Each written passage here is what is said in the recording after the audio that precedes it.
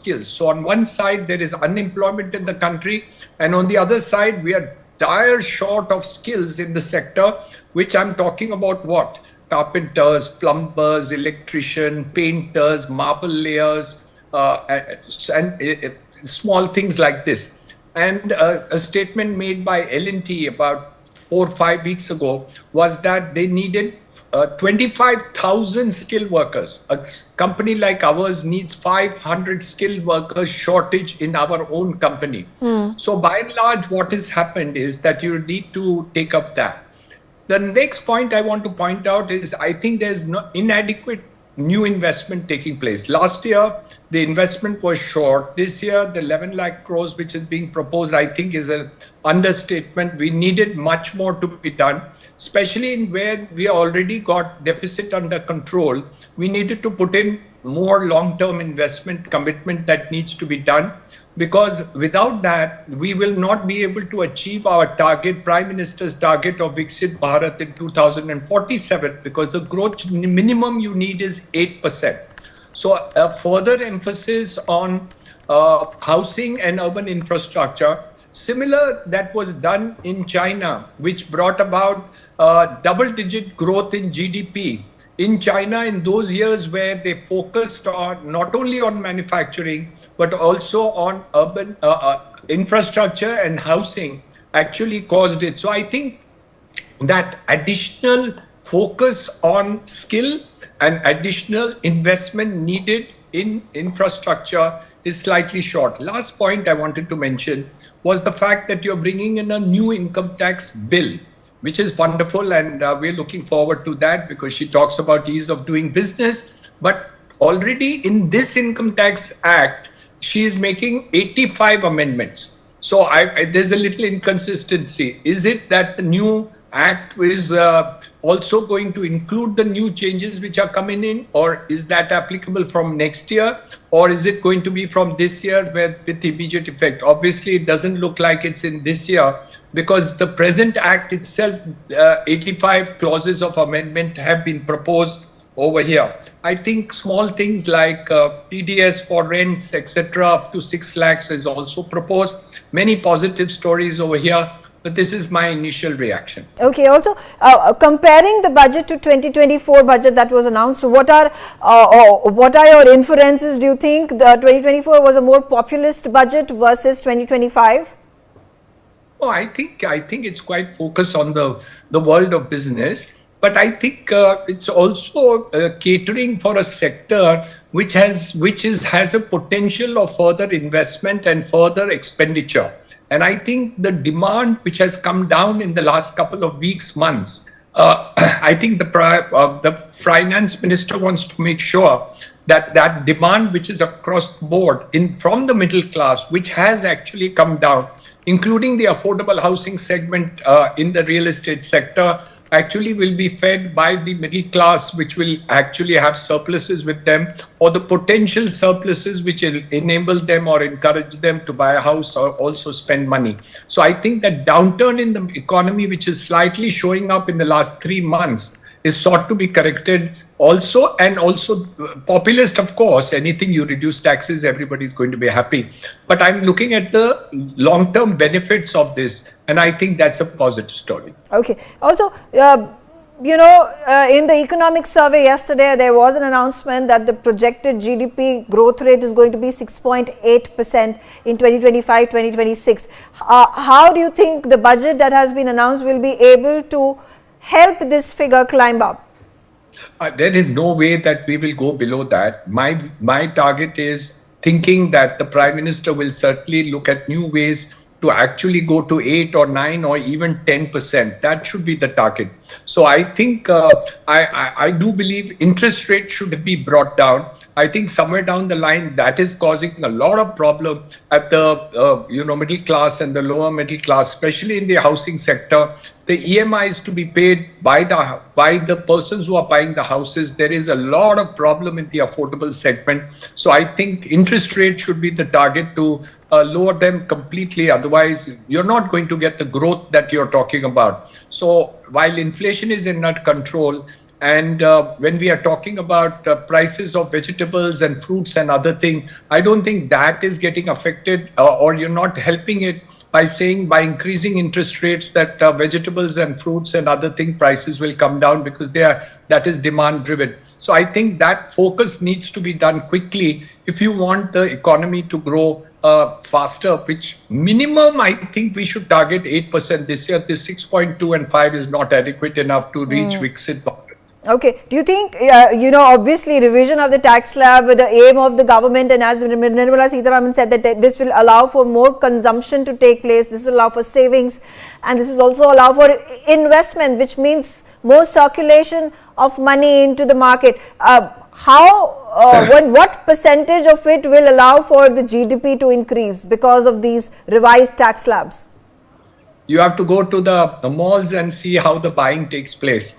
You have to see the reduction which has taken place will come back very soon. I think it's a question of a positive feel that the middle class have. And once that gets into the blood, you will see that the growth story or the expenditure levels going up. Already in the tourism sector, you can see huge demand in terms of middle class traveling all over India and even parts of the world. So I think the idea is to create that feel that you're going to have more surpluses and will enable more people in the middle class level to spend more and actually live a better quality of life. I think that's the target. Okay, all right. Thank you, Mr.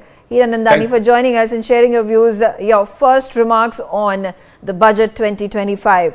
Also with me on the telecast right now is Pradeep Shetty. He's the Vice President of the FHRAI. Pradeep, the one single point that was mentioned by Nirmala Sitharaman in our budget with regards to tourism and the hospitality sector perhaps could be also linked with that. She's spoken about how there is going to be an impetus, a push that will be made by the Government of India in developing top 50 tourist sites in the country. What does it mean for the F&B sector?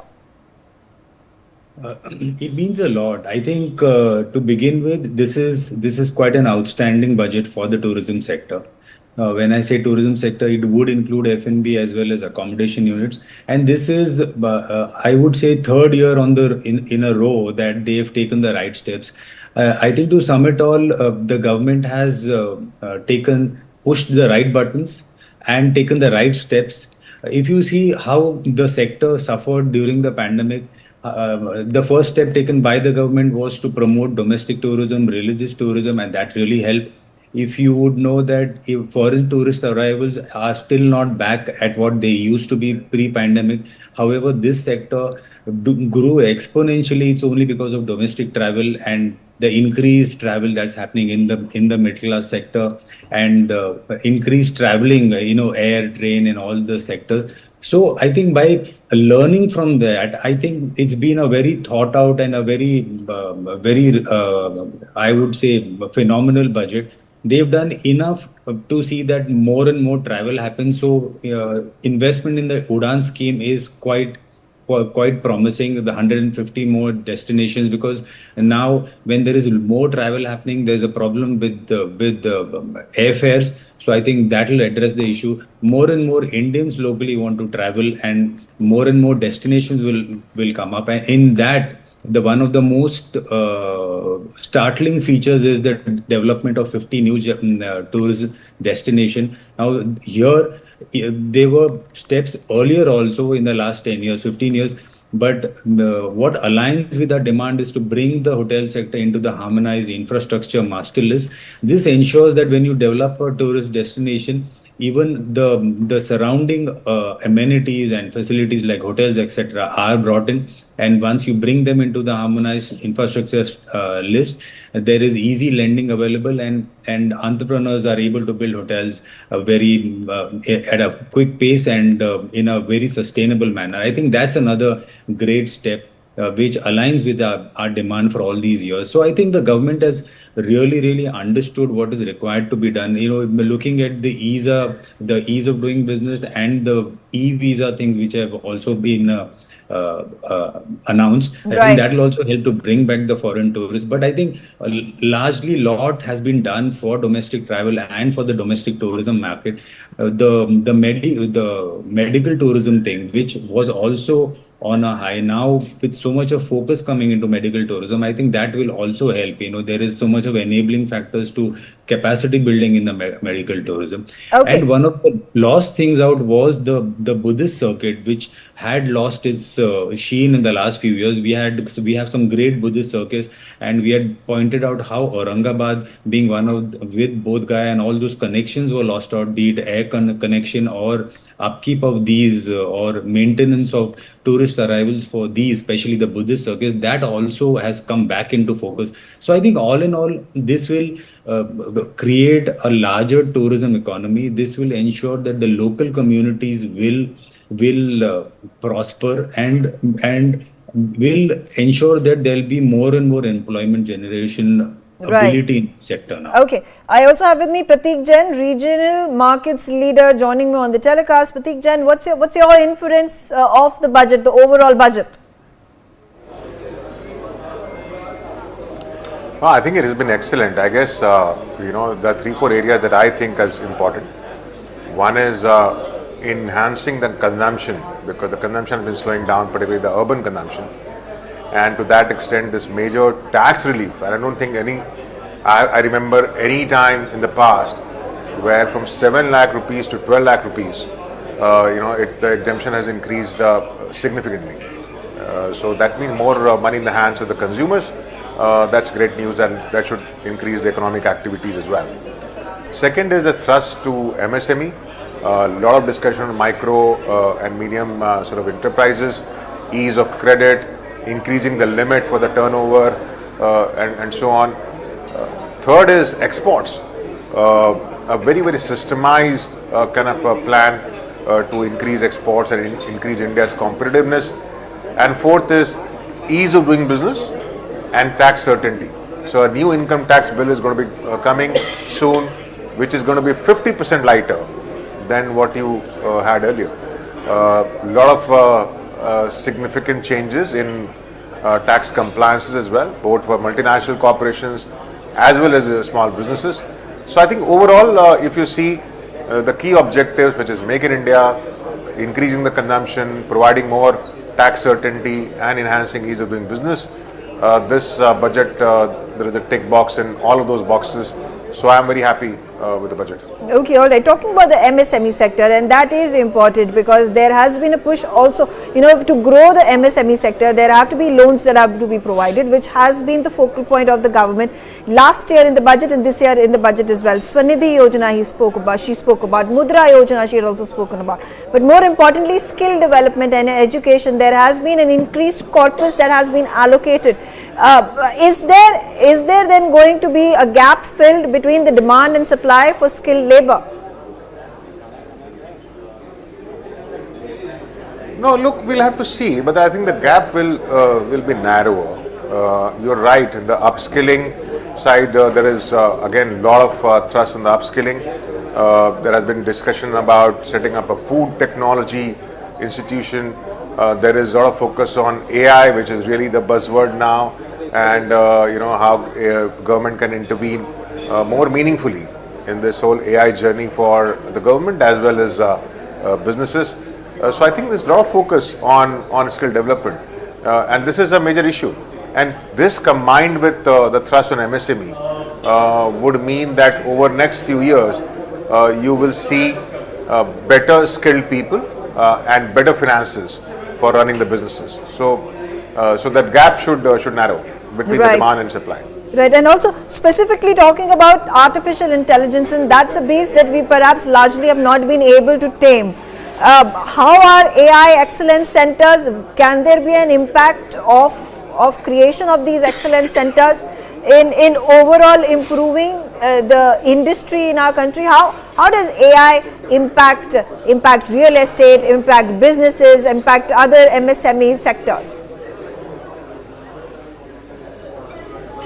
So see, AI to start with, there are two large impacts of AI. One, for the businesses, a lot of things can be done by AI where you today need people. Now, whether it is in finance, whether it is data processing, your other processes, HR, and so on. So that's one part of it, and therefore the requirement of manpower over a period of time should reduce, and therefore it will lead to cost efficiency. It also means that there will be newer ways of business, particularly for startups and fintech and all of that, and that will create more opportunities for individuals as well as businesses. Center of Excellence has been set up for AI in the last minute, and this minute the scope has been expanded to include some other sectors as well.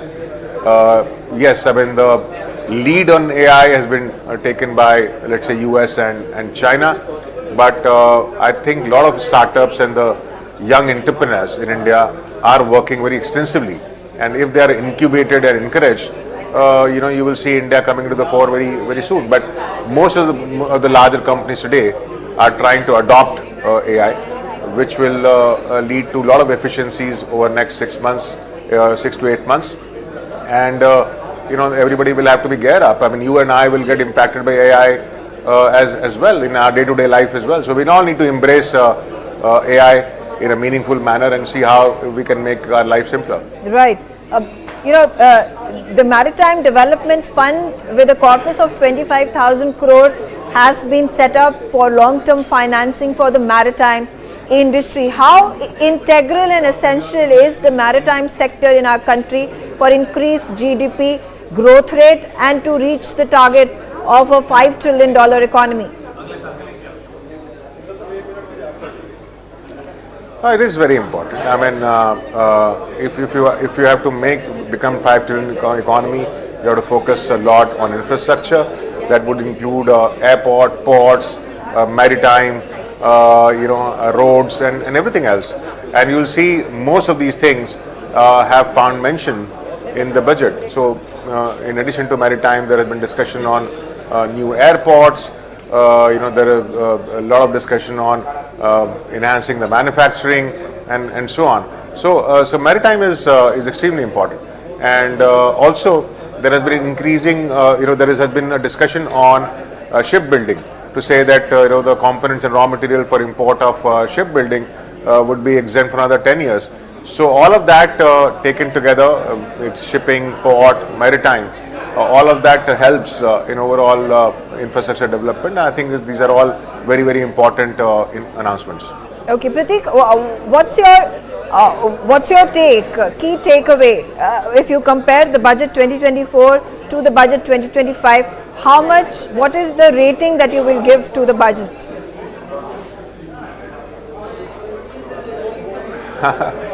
Look, the 24 was, it was more of an interim budget. So interim budget usually does not carry a lot of big bang announcements. This budget I think is a much bolder budget. As I said, I don't remember where in a budget where middle class has got so much of relief. So clearly the focus has been on middle class and urban development. There has been a lot of focus on MSMEs and exports, which was perhaps not there earlier.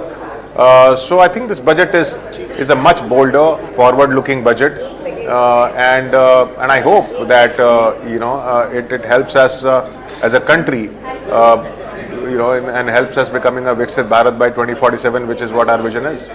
Okay, all right. Thank you, Pratik, for joining me on the telecast and sharing your views, your first remarks on the budget 2025. Sumit back on the telecast with me. Sumit, I am once again going to put my focus on the Maritime Development Fund. And this is a huge corpus of 25,000 crore rupees. This is something that has been continued from 2024 budget as well. How integral, once again, do you think is the maritime sector, shipbuilding, shipbreaking be if India wants to achieve the target of becoming a $5 trillion economy by 2047? Look, Megha ji, there are 2 or 3 things. We have done an export of $800 billion. That is done and dusted now. Now we are already in the top 5 exporting nations of the world. But if we have to reach 5 trillion, we are talking of crossing the export of $1 trillion. When you talk of exports, the first thing which you need to place is maritime security and maritime ports. Exports cannot be done on aeroplanes. Aeroplanes are not used for export, unfortunately. So when you talk of these developing the maritime infrastructure, that is Bharatmala, Sagarmala, then Operation Gati Shakti. These are the initiatives which are working in tandem with each other. They are not working in isolation. For Bharat to achieve these kind of milestones and to eventually beat China 5, 10 years, 20 years down the line, maritime infrastructure, shipbuilding, ship breaking, shipping lines have to come up.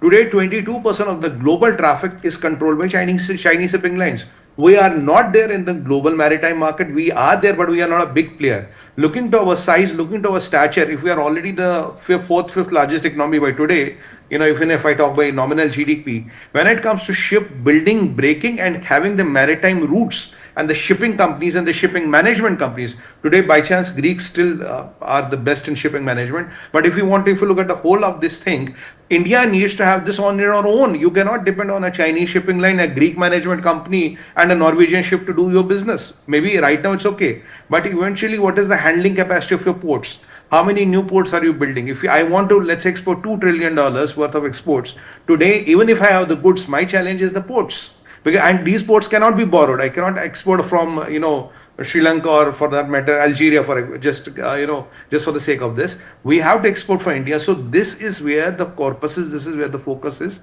And let me tell you, we are building one very big port in the tip of Kerala. I mean, it should be coming in another 4 or 5 years. That will be India's first transshipment port. Like Singapore is a transshipment port. We are building that in Kerala. So what will happen? That is just a few nautical miles away from the Silk Route. So then what will that ship do, that port do? It's not only the cargo which is bound for India or out of India. Then that transit port will be used for cargoes which are not for India and which are coming from other countries and going to some other countries. Right. So even that vision is already there. This is work in progress, what I'm telling you. And we are just few nautical miles, 1 hour from the Silk Route. So there are initiatives which Modi government is already working on. There is a focus on it. There's a money on this. Because if we are thinking of this $3 trillion export 10 years down the line or 15 years down the line, today the infrastructure building has to happen, management has to happen, and with it now comes the technology. How soon are you able to load and reload the ships? Today Singapore takes the lead in this, but eventually it is not far off then when we will take the lead in this, because Singapore and Dubai have developed because we didn't have the infrastructure. China has infrastructure. If we come with the infrastructure, it won't be good news for people like Singapore and Dubai, because people are going there for this, especially transshipments, because we don't have the infrastructure right now. But once we come up with big couple of transshipment ports, then you can see whatever revenue Singapore gets from the port, which has built a country like Singapore, that is all going to walk our way. So there's a bigger game plan and there's a bigger vision in place. It's not incidental. Right, absolutely. Pradeep, coming back to you and talking about skilled labor, how important, the hospitality industry, tourism industry is labor heavy. How do you think the push that is being given by the government by setting up these campuses, putting a corpus of hundreds and thousands of crores of rupees for education and skill development, going to boost the hospitality sector? So I think it is quite a brilliant move. The hospitality sector is highly labor intensive. I think after being most capital intensive, it is the one which requires labor and skill at the most, because we are known for the service that we give here, as compared to what one gets elsewhere. So this is the right focus. In fact, the industry for the last 2 years has been working on all fronts on how to improve the working condition, how to ensure talent retention, how to build more talent. I think under all these circumstances, this is really going to help the industry, because when we are looking at growth, I mean, there are thousands of rooms by 2028.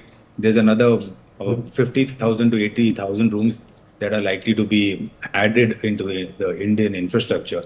In that case, there'll be the requirement for skilled labor is going to be of utmost importance. I think so. From that standpoint, it is a very, very critical and important. Okay.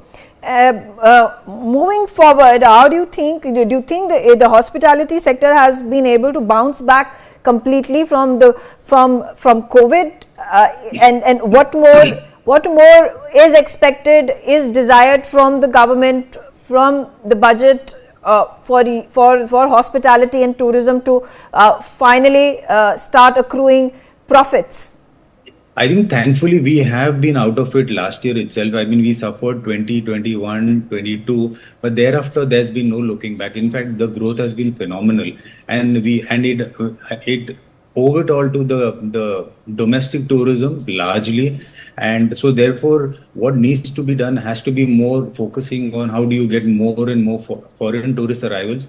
I think looking at what steps have been taken now, they appear to be the same steps which aligns with our demand. One is, trying to build the Buddhist circuit where you get a lot of influx from the southeast countries. Then looking at medical tourism, this is the period, from December to March when medical tourism is high from the Gulf. I think that enabling building capacity also will help over there. Then building of spiritual and religious locations here. And lastly, the 50 new tourist locations, those will help. And also the Mudra scheme where the homestays are going to be funded, easy funding available for homestays. That creates a unique experience for travelers and tourists, not only locally, even for foreigners. And the focus on building more and more air connections. I think all of this appear to be exactly in place of what is required to be done to let this industry grow. So looking at the growth, we've had the growth, we've been able to manage post pandemic. Where we lacked was the foreign tourist arrivals. And what was the discovery in the last 2 years is the middle class traveling and the domestic travel, which was like never before ever in the last few centuries. So, okay, all right. I also have with me Pradeep Goyal, Managing Director, Prudent Arc Limited, and Chair, National Council for Stressed Assets at ASSOCHAM. Mr. Goyal, thank you for joining us. And of course, the same question that I am asking my other panelists, other industry stalwarts. What is your key takeaway of the budget 2025? Yeah, thank you, Megha. Thanks for inviting me for the panel. I think this budget has to be looked at from the vision and the reach. It is so deep rooted, we need to understand how deep the thought of Modi government has been. The budget reaches down to the roots with every citizen of the country, whether it is a working class, whether it is a labor, whether it is a self-entrepreneur, MSMEs, micro agriculture. So it has been described elaboratively in the budget, the benefits that everybody is going to get. Education reforms are there. There are scholarships announced for various courses, professional courses. There are benefits announced for health sector, for tourism development, leather industry. So, we cannot just gauge budget only from one point. Income tax, which have been a big booster, and I can see everybody talking about the income tax slabs being benefiting for sure. That has a reach of a different kind of its own. But the budget is far beyond what it just meet the eye only for the income tax slabs have been increased. Okay, talking about the four engines that Nirmala Sitharaman spoke about: agriculture, MSME, investment and exports. Now there has been specific focus that has been given to all these sectors. Investment and MSMEs particularly, are you satisfied with the kind of allocation that has been given in the budget?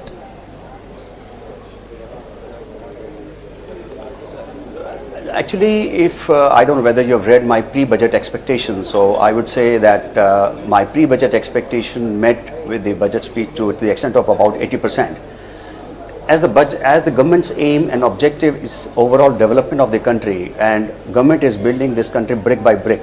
So MSME being the backbone, having more than 40% of the nation's contribution of the economic growth. So it was expected, and agriculture is our feeding class with feed of 150 crore people. There has to be a big boost for agriculturists to work in the way wherein they are able to do justice to and not run away from being an agriculturist, and they are sufficiently supported by different schemes. How important it is for the government to infuse more funds into the education sector and skill development sector to ensure that there is a steady supply to fulfill the demand?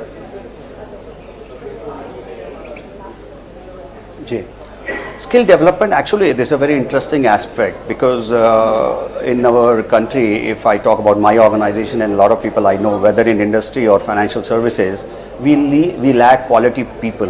Even if we have a hiring of, let us say, 100 people, but we have to take interview at least 1,000 people, then we say 100 are eligible, and that also we are not satisfied with the quality. So skill development is such an important aspect that government has touched for the betterment of the nation and also betterment of the living standard in the class. So I think that's a very important aspect touched upon. Right, absolutely. I have to, of course, ask you about India's dream to be a $30 trillion economy by 2047. There is, Sagar Mala, Gati Shakti, that have all been spoken about the finance minister, and one corpus that she has allocated, which is a considerable amount of money, that is 25,000 crore rupees for shipbuilding, shipbreaking, to enhance the maritime sector. How important does maritime become to support industry in the country? See, I would say, Megha, that we should not talk only of one sector. You talk about 25,000 in the maritime sector, 10,000 crores in another sector, another 10,000 crore in Swami, which is real estate sector. You see, how is a house built? How is a country built? It is built brick by brick. So all these contribute to nation building by adding each brick, adding each floor or a foundation in many different ways. Everything contributes to the nation building. So there is only one direction, Viksit Bharat. But I would say the way things are going on and the deep thought and vision of Modi government is not only making Bharat a Viksit Bharat, but it will be an exemplary Bharat, wherein all the countries of the world will look up to India, Modi ji, and the policy which will impact the country and development in the long run, and everybody would like to follow the example of India going forward. Also, I want to understand from you, how do you understand, and how is it going to be helpful for industry, for the economy, that AI centers of excellence have been set up? There is a corpus of 500 crore rupees that has been allocated for it. So the center of excellence will, as a skill development, and as you talk of the R&D, you talk of thinking out of the box and coming out with new ideas. I think this is all is needed for the overall development, I think. Okay. Agriculture is an important sector. You touched upon it, especially the corpus that has been allocated to Bihar when it comes to food processing institutes that have been set up. This will allow for increase in farmers' income. This will allow for skill building and the makhana production that was specifically spoken about, Nirmala Sitharaman. Last year millet was the food that was propagated by India all across the globe as well. What is the potential for makhana to become a global food trend? So when we say makhana, I would say that Bihar, which is not having the per capita income or the standard or the income level of a common citizen, needs to be improved. So government has carefully examined what exactly could be done. So makhana is a concentrated thought, vision that makhana could be one aspect to uplift the lives of people of Bihar, and this could contribute to their livelihood and their living. So I think you see the depth of the thought here. So I think it's a very important and it's very interesting to see how this is going to emerge going forward. Absolutely. And also I have to ask you, that has been the big ticket announcement that has been made, that has kept the country abuzz, which is the tax slab revision that has taken place. Quite the relief to the middle class, which will allow for consumption to increase and disposable income in the hands of the middle class, talking about investments and savings. How does this impact the economy? Will it help in the GDP growth rate of the country? Of course it is going to help, because this, with more money in the hands of the middle class, their spending power will increase, their investment portfolio will increase, their living standard will increase. So I think it is going to help the economy, because this money is going to, where it is going to go? It is going to flow back in the economy. It is going to, what is the economic development? When there is demand, supply of goods and services. So with this money coming in, there is a demand being created. And with this demand being created, there will be supply of services and goods. So this is the circulation which is going to uplift economy as a whole. As we see that this income tax slab is going to impact and benefit more than 10 crore people. So you see the large benefit and the impact it is going to have in the country. You will see going forward is going to be a big booster for small and medium enterprises and middle class overall. Okay, all right. On that note, thank you, Mr. Goyal, for joining me on the telecast and sharing your views. I'll take a short break. Thanks for watching Newsx. Stay tuned. On the other side, we are going to dissect and analyze everything that was spoken, announcement being made by Nirmala Sitharaman earlier today.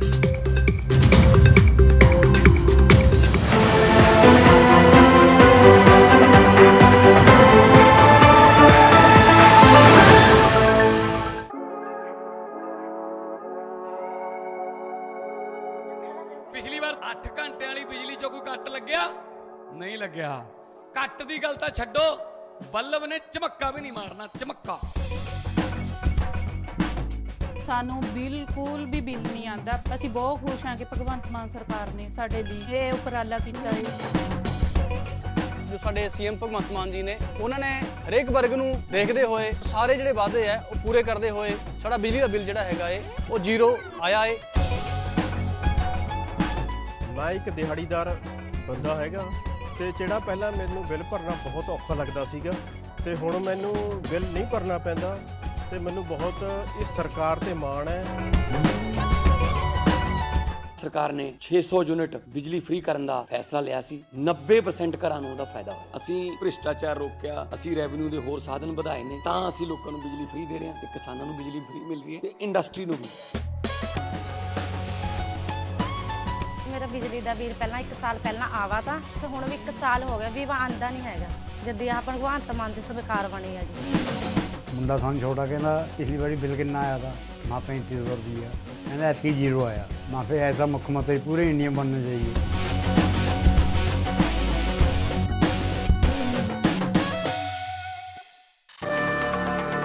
From the banks of the holy Ganga, where millions gather in devotion, a spectacle of spirituality.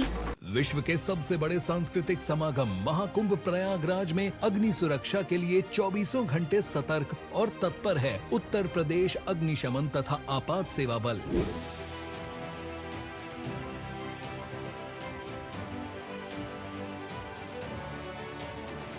आप भी रहें जागरूक। Cooking gas में अच्छी गुणवत्ता वाले LPG pipe और regulator का प्रयोग करें। रसोई घर का निर्माण टीन शेड में करें। उपयोग के बाद रेगुलेटर नॉब से गैस सप्लाई बंद करें। एलपीजी गैस की गंध आने पर तुरंत रेगुलेटर व गैस स्टोव बंद करें। टेंट में एलपीजी गैस और ज्वलनशील पदार्थ का उपयोग न करें। शिविरों में मानक के अनुरूप बिजली के कार्य कराएं। उच्च रेटिंग वाले एमसीबी ईएससीबी का प्रयोग करें। सर्किट, बल्ब, ट्यूबलाइट के मध्य कम से कम 15 सेंटीमीटर की दूरी सुनिश्चित करें। अपना कर यह आसान उपाय महाकुंभ को बनाए सुरक्षा का पर्याय। स्वच्छ, सुरक्षित एवं सुव्यवस्थित Mahakumbh 2025 Prayagraj.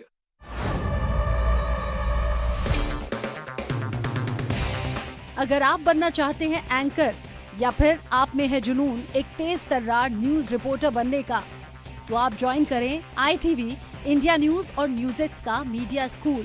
ITV next media international school का कोर्स आपको मौका देता है देश के दिग्गज एंकर्स के साथ काम करने का। ITV next media international school में आप बेहद नजदीक से देख पाएंगे किस तरह से ITV नेटवर्क के दिग्गज पत्रकारों की टीम दिन रात खबरों पर काम करती है। इस कोर्स के दौरान आप सीखेंगे एंकरिंग की एक एक बारीकी उन एंकर्स के साथ जो देश को रखते हैं हर खबर से बाखबर। ITV next media international school का ये कोर्स आपके एंकरिंग स्किल्स को करेगा इतना सशक्त मजबूत जिससे आप बनेंगे वो चेहरा जो दुनिया देखेगी और पसंद करेगी।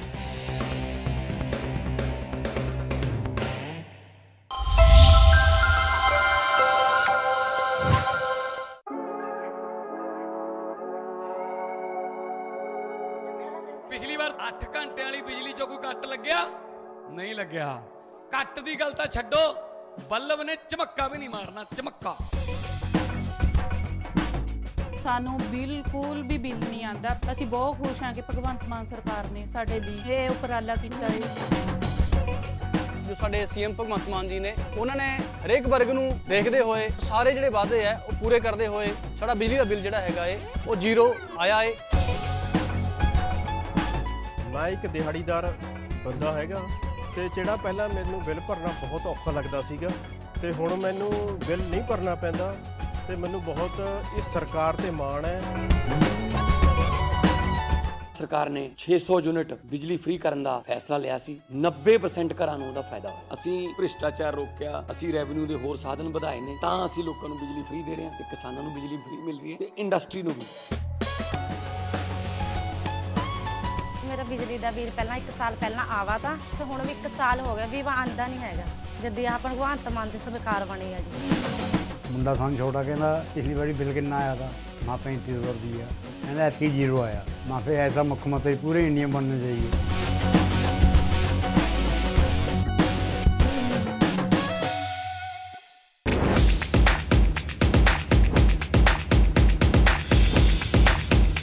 केजरीवाल जी जरा अपने झूठ के जाल में थोड़े लपेट में आ गए। उत्तर प्रदेश की योगी सरकार प्रदेश के आर्थिक विकास के साथ साथ कानून व्यवस्था को भी दुरुस्त कर रही है। यातायात व्यवस्था को सुचारू तरीके से संचालित करने के लिए मुख्यमंत्री योगी आदित्यनाथ ने ट्रैफिक पुलिस में महिलाओं को भी शामिल करने का फैसला किया है।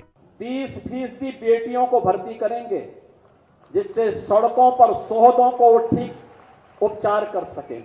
यूपी ट्रैफिक पुलिस में महिलाओं की अलग से विंग बनेगी। महिला विंग में 10,000 भर्तियां की जाएंगी। महिला निरीक्षक, उप निरीक्षक, सिपाही की अलग से तैनाती। सड़क हादसों में कमी लाने का लक्ष्य। सड़क हादसों में मौतों की संख्या में 50% कमी का लक्ष्य। सभी जिलों में रोड सेफ्टी एक्शन प्लान बनाने के ठोस उपाय। यातायात नियमों का पालन सुनिश्चित करेगी महिला ट्रैफिक पुलिस। सड़क दुर्घटनाओं को रोकने के लिए सुरक्षा उपायों को लागू करवाना। ट्रैफिक नियमों का उल्लंघन करने वालों पर सख्त कार्रवाई की जाएगी। उत्तर प्रदेश की ट्रैफिक पुलिस में महिलाओं के शामिल होने से महिलाओं के लिए रोजगार के अवसर तो खुलेंगे ही, महिला वाहन चालकों के लिए भी सड़क पर सफर करना आसान हो जाएगा। From the banks of the holy Ganga, where millions gather in devotion,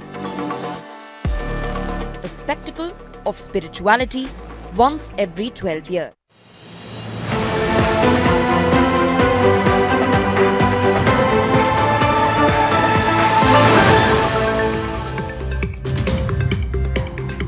Hello and welcome. You're watching Newsx and I'm Megha Sharma, and joining me on the telecast are industry leaders from all walks of life, all spheres, all businesses who are commenting on the budget that was announced earlier today. Joining me on the telecast right now is Hemant Jain. He's the president of the PHDCCI.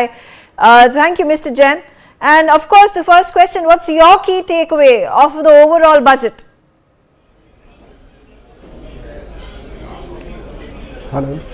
Sorry, can you repeat again, ma'am? I can hear you. Hello? I can hear you. If you can hear me, please tell us what is your key takeaway from the budget. I think there couldn't have been a better budget than what we have got. It's the last statement made by the FM for increasing the limit to 12 lakhs. I think was like a Dhoni sixer. This is truly incredible what they've done, and it was beyond expectation. Okay, let's start with the announcement that has made the biggest buzz. The tax slabs that have been revised. People earning to the tune of 12 lakh rupees will be exempted from paying tax. This is for the 4th time that there has been a revision in the tax slabs since the Modi government came to power. How is that going to impact the economy? The Indian economy was, the growth rate has slowed down, so there was a need for the government to give an impetus to the government and give money in the hands of middle class, so that the growth can be continued, and it's something which was done in the best fashion. People were expecting that this will go up to 9 to 10 lakhs, but the 12 lakhs, I think it's gone beyond the expectations. So I think this will give a huge impetus to the GDP growth rate in coming times.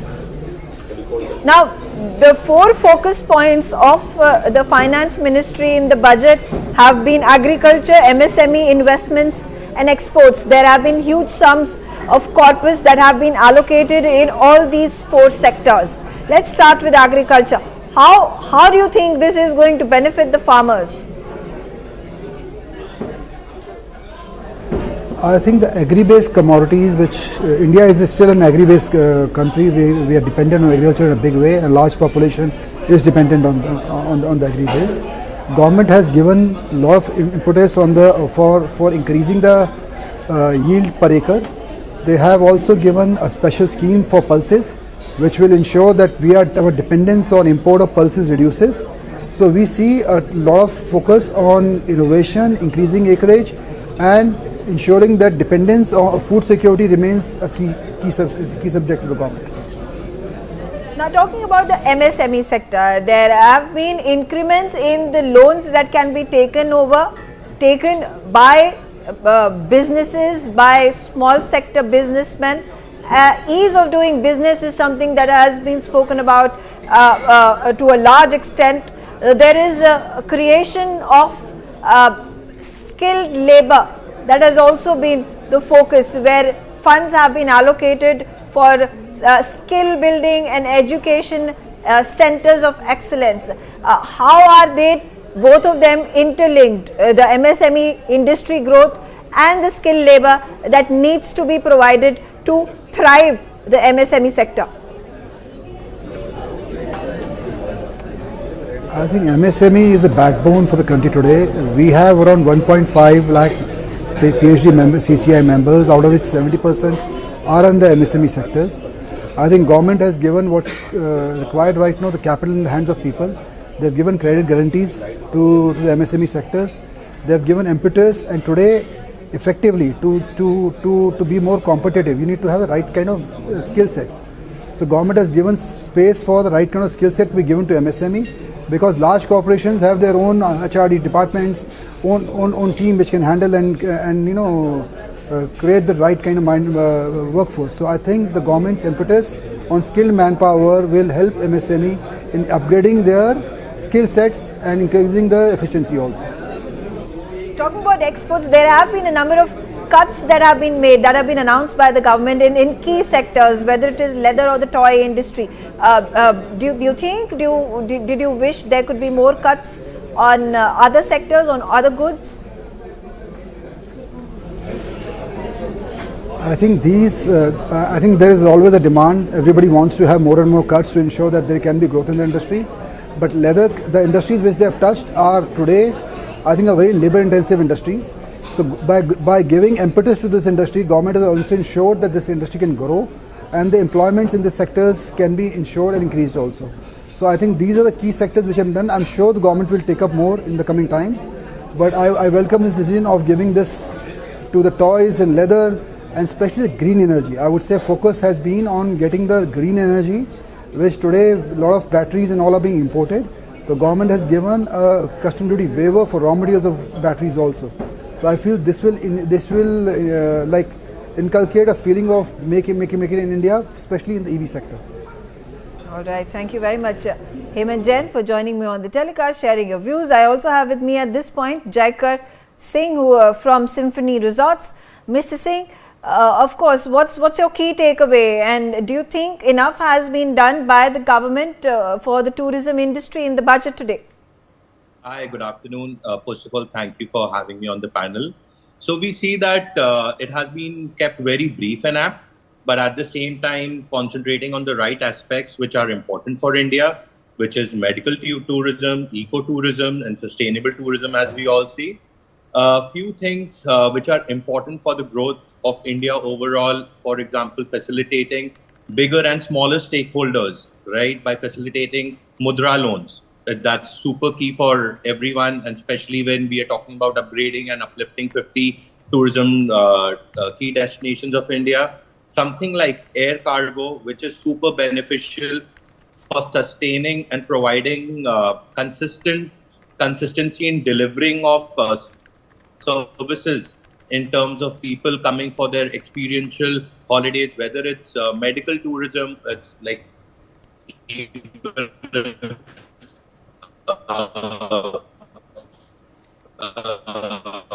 even if insulin has to reach or medicine has to reach, whether it's fresh produce is highly dependent on something like air cargo, right? So definitely now we'll see the whole of India traveling more, and we'll see a lot of India contributing to tourism. So overall, it's been a great approach towards tourism. How do you see skill development and focus of the budget also being on building institutions that will help in skilled labor to be produced to meet the demand? How does this impact the tourism industry, the F&B and hospitality industry? So see, so far post-COVID, we had seen that a lot of people had shifted and they'd lost their trust from hospitality, and they started moving on to sectors such as banking, etc. But now with facilitating this, and in smaller towns, especially in India's top 50 tourist places are remote. They need good connectivity, and they all on their families away from their comfort zone. Now these kinds of setup coming closer to them, and also seeing a boost in the kind of training that they'll be given, the education and infrastructure, they will get them back, and they'll definitely promote themselves in getting the right talent in and upgrading themselves in totality. Right, absolutely. Also, with regards to the overall picture, when we talk about how there needs to be infrastructure that needs to be built for India's sustained growth, yesterday there was an estimation made of 6.8% growth rate in the year 2026. There has been, important point that has been raised about maritime development, about shipbuilding, shipbreaking. How is this going to impact the economy on a larger scale? So definitely. So for now, everyone's been importing. So by the time that now we'll be able to focus more on ship development within and construction within our country. So these import duties will, be a major contribution to our ROI. I mean, our ROIs would be lesser, and we'd be able to sell tickets and India will also be upgrading their facilities in terms of that. So Okay, all right. I have with me right now Rakesh Nangia, who's a tax expert. Rakesh Nangia, if you could break down for us these figures. First of all, revised tax slabs that have taken place. Those who are earning up to 4 lakh rupees, they will not have to pay any tax. They had to pay a tax of 5% up until recently, before the announcement that was made. And then of course, the 12 people earning up to 12 lakh rupees are exempted from paying tax. How does this impact the middle income citizens of the country? What, if you could break it down for us, what does it in practical terms mean? Since this pre-budget exercise, one of the biggest asks from the government, and which we were expecting from the government to address, was to give some extra money in the hand of middle class people. And the only way that you could have given it would have been given possible by reducing the tax burden on it.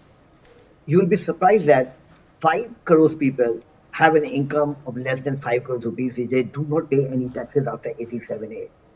This is the first time historically ever I remember in last 30 years where such a massive dosage of exemption or tax flow has been given in the hand of the middle class or individual taxpayer. First time it has happened when you found that 80,000 rupees of the maximum extra money amount you generate in your hand, saving you generate in your hand because of this provision that has been introduced in the budget. Imagine the cascading effect it will have on almost, I can say, 5.25 crore people who are likely to benefit from this provision. See the multiplier effect, the demand, the consumption. You will feel this gradually. It's not immediately the money is going to come in your pocket, but you're going to feel it. Just think about it. Have we ever saved 80,000 rupees money? We should get a relief of 10,000, 5,000, 7,000, 20,000. 20,000 was a blockbuster relief, extra money you were getting it.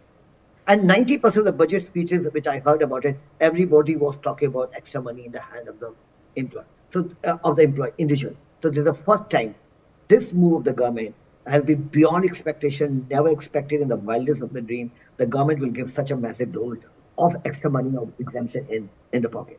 So from individual point of view, this particular provision addressing a little bit more like house income, property income.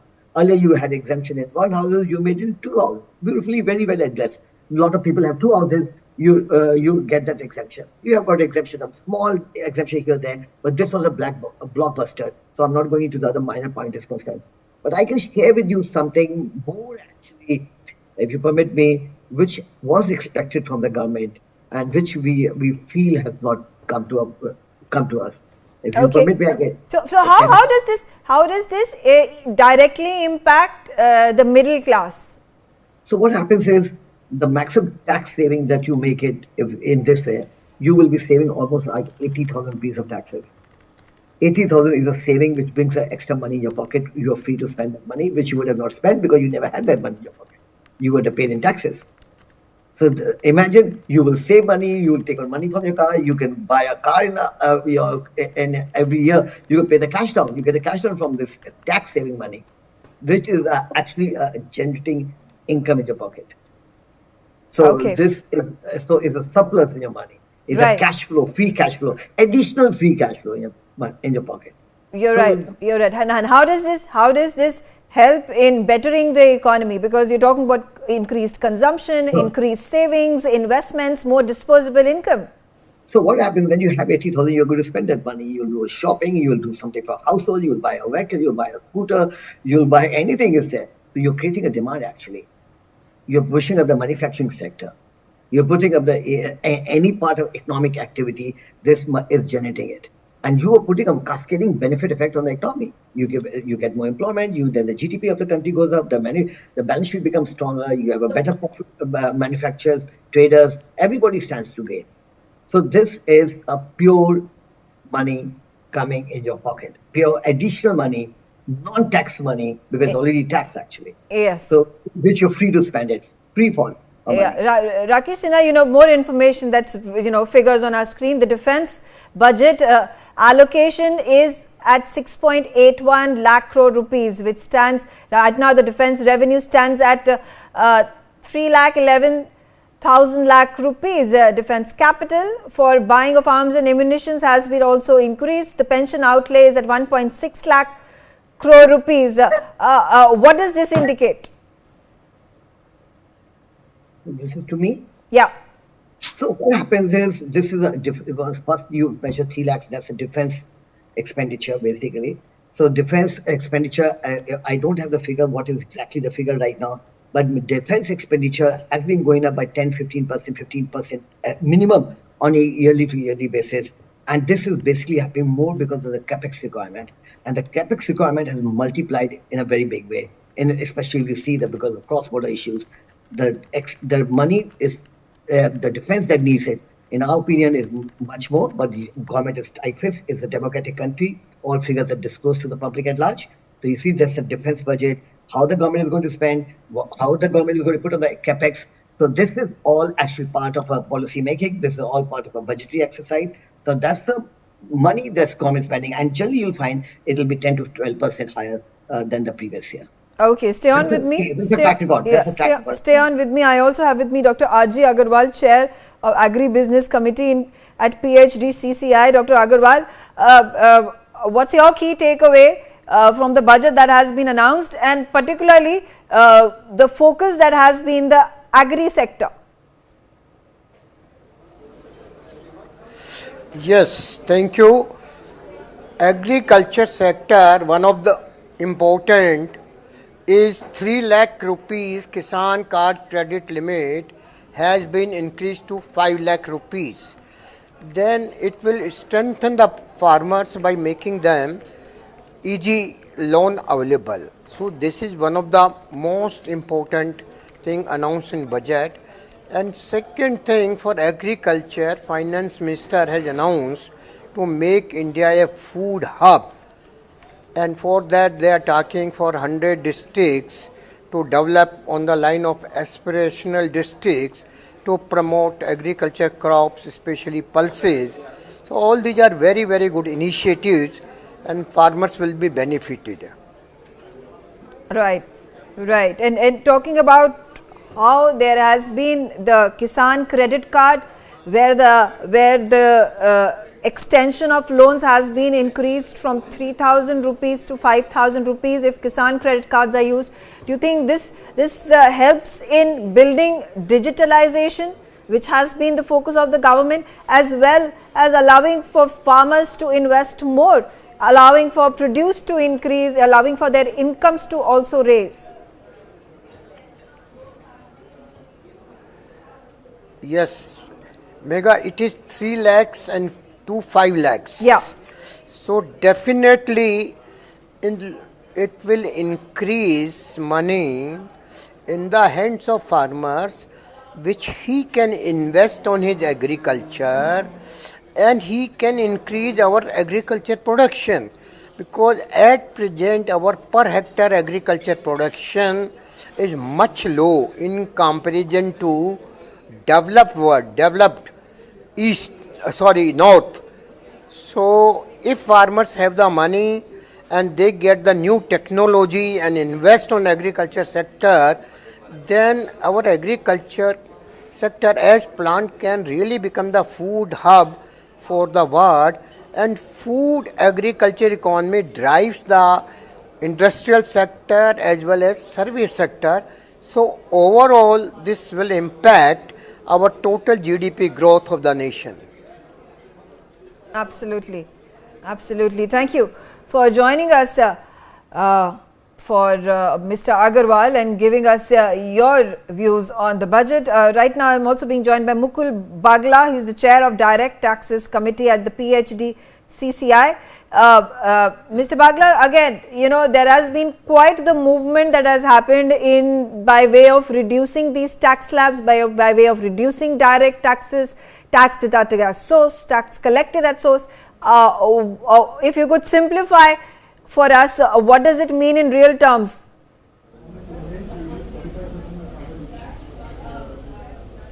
Thanks, Megha, for having me on your channel. First of all, I like to congratulate the Honorable Finance Minister for coming up with this budget, which has I think has been unprecedented relief to the middle class taxpayers.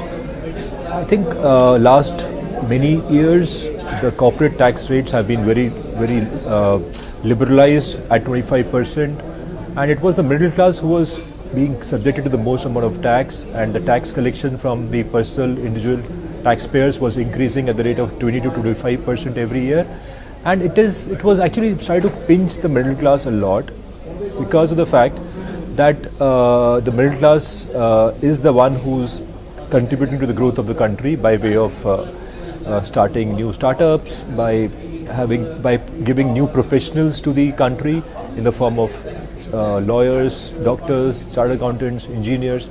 And now suddenly, so it's like a moral victory for the middle class today, that they have been given this tax break, and their personal disposable incomes are going to go up to this extent. When the FM says that on an income of 24 lakh rupees, you're going to save up to 1,10,000 rupees every year. So that's a lot. That's like a 30% cut on your tax bill. So with that extra disposable income in the hands of the taxpayer, it will be utilized by him for further growth of the country by increasing its consumption, investing in new companies. Yes. So I think overall it has been a great step by the finance minister. Right, and specifically talking about the revised tax slabs. At the same time, I would say,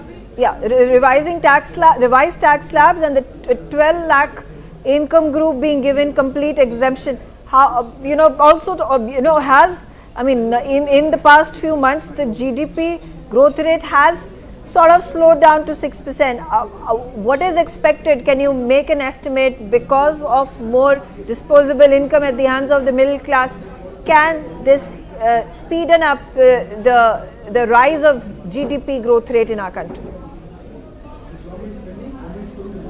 So I can say two things as a fact. The first thing is that the tax collection, what the finance minister says, that with the tax cuts, the tax foregone by the income tax department is close to 1 lakh crore. But I can assure you, and I can say with a lot of confidence, that in spite of the tax cuts, the tax collections are going to be much more than the last year. So cutting the tax would not result in lower tax collections, but it will result in much higher tax collections, number one. And number two, with more money remaining in the hands of the taxpayer, which will result in consumption and investment, the GDP of the country will get a boost. And I'm sure from the existing 6.5, we should reach the levels of 7.5, 8% very soon. Not only because of because of the tax cuts, but because of the other measures which have been taken in the budget and a lot of good things which have been happening in the economy right now. Absolutely. Talking about Gati Shakti program and the Sagar Malab, Nirmala Sitharaman has spoken about airport infrastructure and building roads and major focus this time around and on maritime development. How integral does it become for the government to make a push towards this direction in the recent years? In the last budget as well, that had been the push. There have been a number of ports that have been opened up now. There is a strong effort being made by the government in this end. Why do you think this has been made an important segment of the budget? See, the government has a very strong think tank. They know exactly where the country needs the development, which are the sectors which are lagging. So Project Gati Shakti and all the projects in respect of joining the rivers, of making thrust to other sectors, the government has identified the maritime industry which the government has focused on. In fact, even why only these industries, even tourism for that matter, the government has been working on tourism, on ship making this time. So the government knows which sector needs the maximum support right now to make India a Viksit Bharat by 2047. And they've been bang on with all their changes. They've been trying to do the needful, supporting the sectors. In fact, the best thing that they've done is they're trying to promote export substitution. Wherever we are doing imports, they're trying to make sure that all those things are made in India.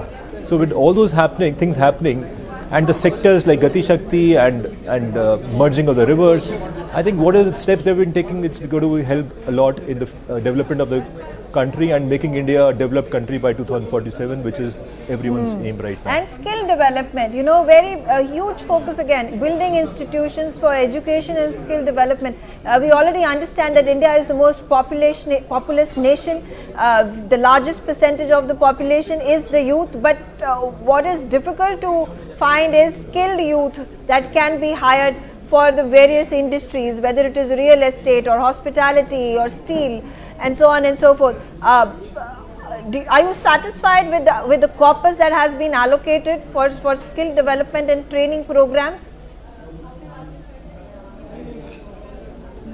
As we all know, Rome is not made in one day. So I think we need to give time to the government. In the last year's budget, the government had made the scheme wherein all the top 500 companies of India were required compulsorily to hire interns, train them for some time, and then either absorb them or they could get jobs in the economy. So a lot of steps are being taken to make sure that not only education is there, but the education people are given training through proper internships. India didn't have a proper internship program for decades. So a formal program was introduced last year. So I think these things are happening. The outlays would increase, and over a period of time, I feel that there will be a lot of progress in all these sectors, and India would have a population not only which is educated, but also which is trained. Okay, all right. Thank you very much, Mr. Mukul Bagla, for joining me. Next up is Shrivas Jaipuria. Thank you, Mr. Jaipuria, for joining me. And of course, what do you make of the budget? It's a very future-oriented budget in terms of the education sector. I think the government has laid the foundation for technology and innovation to be the drivers of growth and quality in the education sector. I personally am extremely happy that the government has decided to open a center of excellence for AI in education. We know that artificial intelligence is going to change the world around us very rapidly, and especially in the education sector. It has the potential of giving us the bang for our buck as a country in terms of both improving access as well as improving the quality of education. So with the Center of Excellence for AI and Education, something very specific coming in through this budget, I'm sure it will lay the foundations for innovations that will be India Bharat centric for utilizing artificial intelligence to improve the educational outcomes in our country. Other than this, if you look at the government school sector, they've spoken about opening 50,000 Atal Tinkering Labs across government schools, as well as providing broadband connectivity to government secondary schools. I think these are absolutely key initiatives. In terms of the Atal Tinkering Labs, these are actually just innovation labs that is the need of the hour in the school education sector. And then, of course, broadband connectivity is extremely important to connect the youth to the outside world, to connect them to digital content, to give them a reality of what is going on in the world around them. So I think the budget initiatives in the sector of education are based on innovation, are based on future orientation that is extremely important. Of course, capacity expansions have been announced for the IITs as well as for medical education. That is the need of the hour. I think over and above this, private education plays a large role. India has one of the highest proportion of students going to private schools in any large country in the world. And with the change that the government has proposed in terms of increasing the registration of charitable trusts from 5 years to 10 years, it shows that the government wants to work with private institutions and help them in the ease of investing in the education sector as well.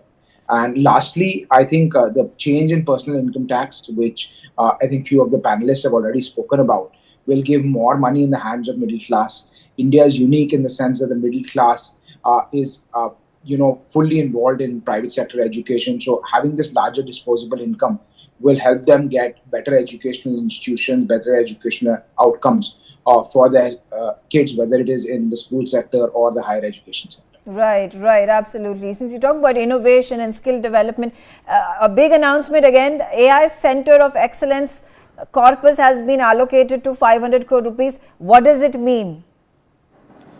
I think it'll lay the foundations of an artificial intelligence in education system for India, so that some of the public goods in terms of the artificial intelligence ecosystem becomes available, because not every school, not every college will be able to make the investment that is necessary. So having this sort of public AI and education infrastructure will really help improve access as well as set a minimum benchmark for quality. Of course, AI is a field that is developing very, very quickly, and I'm very happy that this decision has been taken at this time, whereby India could. Okay, I'll have to interrupt you. I'll have to interrupt you. Prime Minister Modi is now addressing the media. Let's take a look.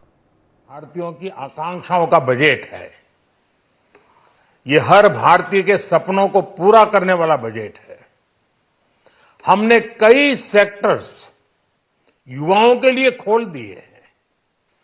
सामान्य नागरिक विकसित भारत के mission को drive करने वाला है।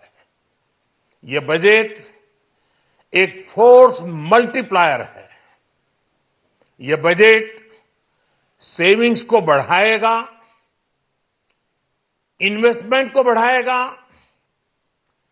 Consumption को बढ़ाएगा और ग्रोथ को भी तेजी से बढ़ाएगा। मैं वित्त मंत्री निर्मला सीतारमण जी और उनकी पूरी टीम को इस जनता जनार्दन का बजट, पीपल्स का बजट, इसके लिए बहुत बहुत बधाई देता हूं। साथियों, आमतौर पर बजट का फोकस इस बात पर रहता है कि सरकार का खजाना कैसे भरेगा, लेकिन ये बजट उससे बिल्कुल उल्टा है। लेकिन ये बजट देश के नागरिकों की जेब कैसे भरेगी, देश के नागरिकों की बचत कैसे बढ़ेगी और देश के नागरिक विकास के भागीदार कैसे बनेंगे, ये बजट इसकी एक बहुत मजबूत नींव रखता है। साथियों, इस बजट में रिफॉर्म की दिशा में महत्वपूर्ण कदम उठाए गए हैं। न्यूक्लियर एनर्जी में प्राइवेट सेक्टर को बढ़ावा देने का निर्णय बहुत ही ऐतिहासिक है। ये आने वाले समय में सिविल न्यूक्लियर एनर्जी का बड़ा योगदान देश के विकास में सुनिश्चित करेगा।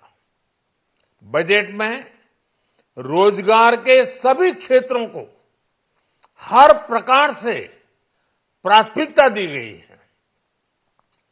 लेकिन मैं दो चीजों पर ध्यान आकर्षित करना चाहूंगा।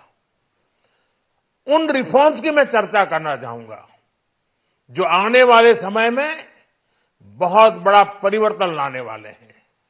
एक, इंफ्रास्ट्रक्चर स्टेटस देने के कारण भारत में बड़े शिप्स के निर्माण को बढ़ावा मिलेगा। आत्मनिर्भर भारत अभियान को गति मिलेगी। और हम सब जानते हैं कि शिप बिल्डिंग ये सर्वाधिक रोजगार देने वाला क्षेत्र है। उसी प्रकार से देश में टूरिज्म के लिए बहुत संभावना है।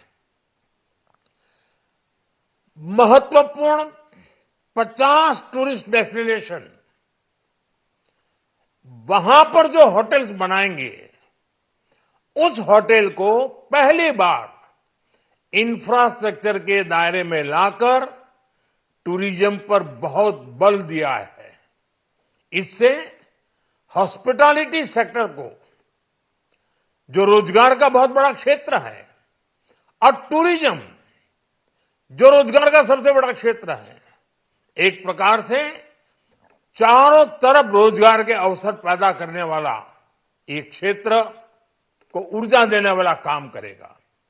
आज देश विकास भी विरासत भी इस मंत्र को लेकर चल रहा है। इस बजट में भी इसके लिए भी बहुत महत्वपूर्ण और ठोस कदम उठाए गए हैं। 1 करोड़ पांडुलिपियों के लिए संरक्षण के लिए, मैन्युस्क्रिप्ट के लिए ज्ञान भारतम मिशन लॉन्च किया गया है। साथ ही भारतीय ज्ञान परंपरा से प्रेरित एक नेशनल डिजिटल रिपोजिटरी बनाई जाएगी। यानी टेक्नोलॉजी का भरपूर उपयोग किया जाएगा और हमारा जो परंपरागत ज्ञान है उसमें से अमृत निचोड़ने का भी काम होगा। साथियों, बजट में किसानों के लिए जो घोषणा हुई है वो कृषि क्षेत्र और समूची ग्रामीण अर्थव्यवस्था में नई क्रांति का आधार बनेगी। पीएम धन धान्य कृषि योजना के तहत 100 जिलों में सिंचाई और इंफ्रास्ट्रक्चर का डेवलपमेंट होगा।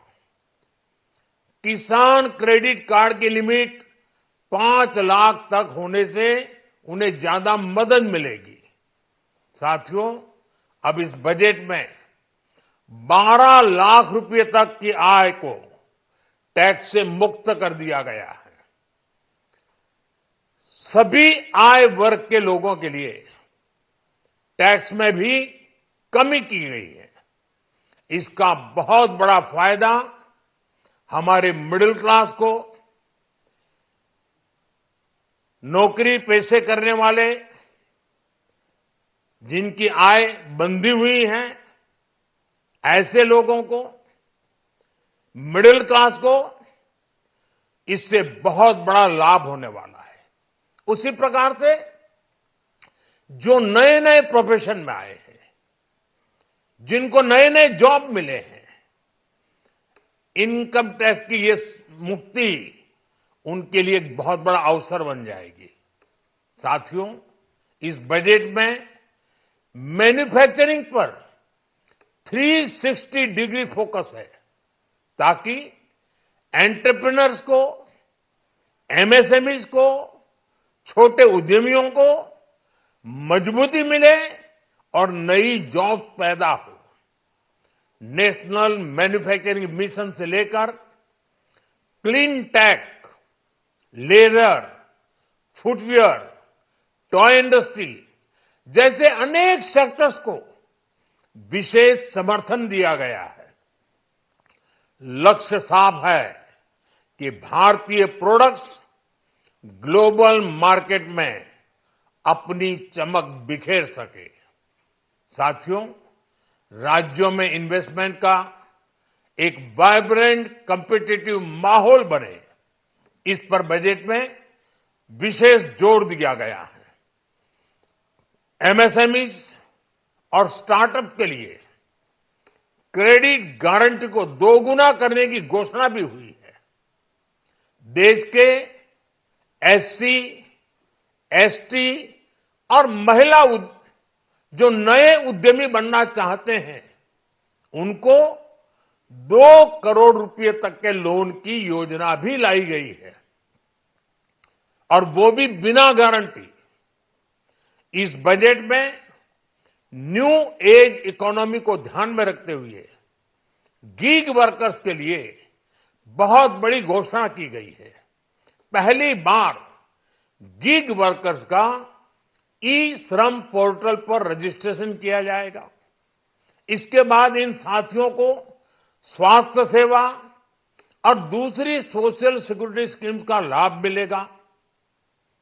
ये डिग्निटी ऑफ लेबर, इसके प्रति श्रम एव जयते के प्रति सरकार के कमिटमेंट को दर्शाता है। रेगुलेटरी रिफॉर्म से लेकर फाइनेंशियल रिफॉर्म्स, जन विश्वास 2.0 जैसे कदमों से मिनिमम गवर्नमेंट और ट्रस्ट बेस्ड गवर्नेंस के हमारे कमिटमेंट को और बल मिलेगा। साथियों, ये बजट न केवल देश की वर्तमान आवश्यकताओं को ध्यान में रखता है, बल्कि हमें भविष्य की तैयारी करने में भी मदद करता है। स्टार्टअप के लिए deep tech fund, geospatial mission और न्यूक्लियर एनर्जी मिशन ऐसे ही महत्वपूर्ण कदम है। मैं सभी देशवासियों को एक बार फिर इस ऐतिहासिक पीपल्स बजट की बधाई देता हूं, और फिर एक बार वित्त मंत्री जी को भी बहुत बहुत बधाई देता हूं। बहुत बहुत धन्यवाद।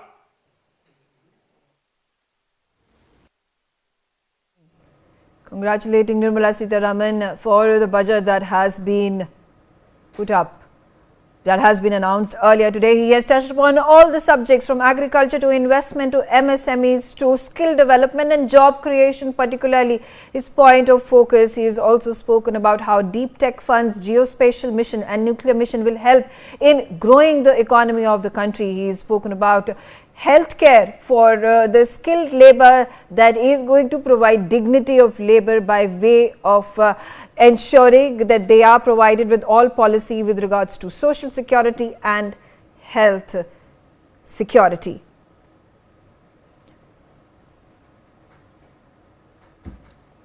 Mr. D.K. Agarwal is the former president of the PhD CCI on the telecast with me. Mr. D.K. Agarwal, key takeaways, Prime Minister Narendra Modi also speaking about the MSMEs, the agriculture, skill development, education. They all have been integral to how India wants to portray itself as the third largest economy by 2030 and by 2047 a $30 trillion economy. I think this budget has set a very clear foundation for the time to come till 2047 of India becoming Viksit Bharat. The focus on the 4 sectors, agri, MSME, investments and exports, which are the growth engine of our economy, I think was very clear. And the way almost 80,000 crore has been given to Indian middle class, which is almost 30 crore strong middle class, that kind of money coming to their disposal, I think this will pump prime the economy. The consumption will increase, the investment will increase, the savings would increase, and overall the GDP of India will increase substantially because of that. And the very fact that the budget, we were trying to find out what negative. There was hardly any negative in this budget. Even the Honorable Finance Minister did not talk about how much investment she is going to make in infra in the budget speech. But when we took out the fine prints, we realized that still 11.21 lakh crore investment would be made in infrastructure, which is like last year it was 11.11 lakh crore, but in the revised budget, the figure was made at 10.1 lakh crore. So this is still 10% higher than the last year. And the way this fiscal consolidation map has been adhered to, the thinking was that this year she will stick to 4.6%, which was envisaged in the last year. But keeping that at 4.4% sends out a very strong message that India's economy's macroeconomic fundamentals, macro fundamentals are very strong, and India stands on a very strong footing in terms of the global economy, and India promises to be the largest, highest growing economy of the world in terms of major economies. So I feel this budget is a very now, the key factors, the key pillars, the focus points have been agriculture, MSMEs, investments, and exports. Now, exports promotion particularly has been the highlight of this budget as well. We're talking about toys, talking about fisheries, talking about fish products, talking about leather products. They have all been gotten a reduction. And as Prime Minister said that Make in India products need to be spread across the globe, and it is the step in the direction that the government has taken in this budget as well. Yes. See, one thing which I would like to highlight, the change in the definition of MSME. MSMEs, like it is defined in terms of two things: investment into plant and machinery and the turnover. So both these two criteria, in terms of investment, it has been made 2.5 times of what it was earlier, and in terms of turnover, it has been doubled. So a lot of companies which were not getting benefit of as MSME, now they will be eligible to get benefit of MSME in terms of faster payment, in terms of lot of credit guarantee which they get from the government while taking loans. So that has also been doubled.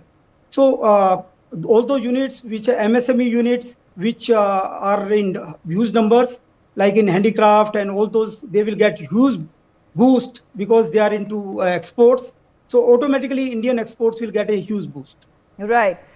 At every step of the way, in every single announcement that has been made by Nirmala Sitharaman at the budget, Prime Minister has not forgotten to highlight the opportunities for employment that are also there, whether it is, he said, shipbuilding, maritime sector being expanded is going to be the single largest creator of jobs in the country. He's spoken about how Mudra loans are going to allow for first time entrepreneurs, scheduled caste, scheduled tribe entrepreneurs, women entrepreneurs, when they are given that loan of 2 lakh rupees for the first time, are also going to be part of the job creation market. Then he has also obviously spoken about the skill development, skill labor development and education institute that are being set up. He has particularly mentioned about tourism, that will to push towards tourism, that will once again allow for job creation. And that has been the number one worry, concern of the government, of opposition parties who continue to take pot shots at the government, that where is job creation. So that's the focus that has also been made during the budget. Absolutely. If you look at the focus on agri, it talks about selecting 100 districts and making sure that the productivity increases in those districts. So a lot of people who were moving to cities and for job opportunities, a lot of opportunities will be created for them in the rural area. So, there is a multi-pronged approach, like creating opportunities in rural areas, making focus, giving a lot of focus on agriculture so that the productivity increases, the logistics, improving logistics so that the cost of doing business comes down. And, ultimately all these measures will result in a huge focus on manufacturing, creating a lot of jobs, the investment cycle getting triggered, and if there's more consumption, more investment, more savings happening, then ultimately, this will lead to creation of more jobs, because a lot of private sector will also come in as an investment. They will also like to put more investment, and ultimately that all this ecosystem will create more jobs for our youth. All right, stay on with me. I also have with me Dr. Vidya Yervedekar, who is the chair of the FICCI Committee on Higher Education and Pro-Chancellor of Symbiosis. Thank you very much for joining me on the telecast, ma'am. And of course, the first question, what are your key takeaways from the budget? I was quite happy listening to the budget from Nirmala Sitharaman, because it was quite a tech-driven budget in the sense, when you talk about education, there was a huge focus on both education and medicine. I am a medical doctor and now into education, so I was happy that there has been a good focus on both.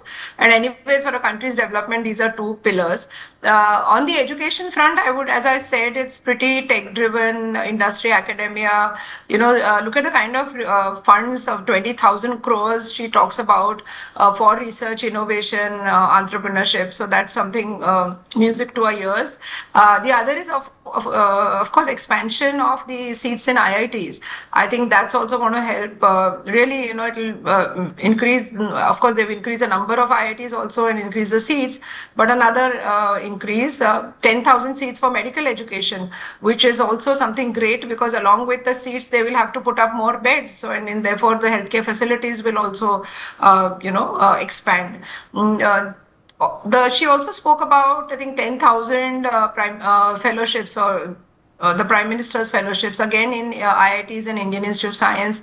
So again, there you see a focus of tech. You also look at what she said on the Atal Tinker Labs to, beef up the entrepreneurship capabilities of students. So overall, I would say it's more to create India as a knowledge economy using technology innovation, for which we are known for. And I think it's a great focus.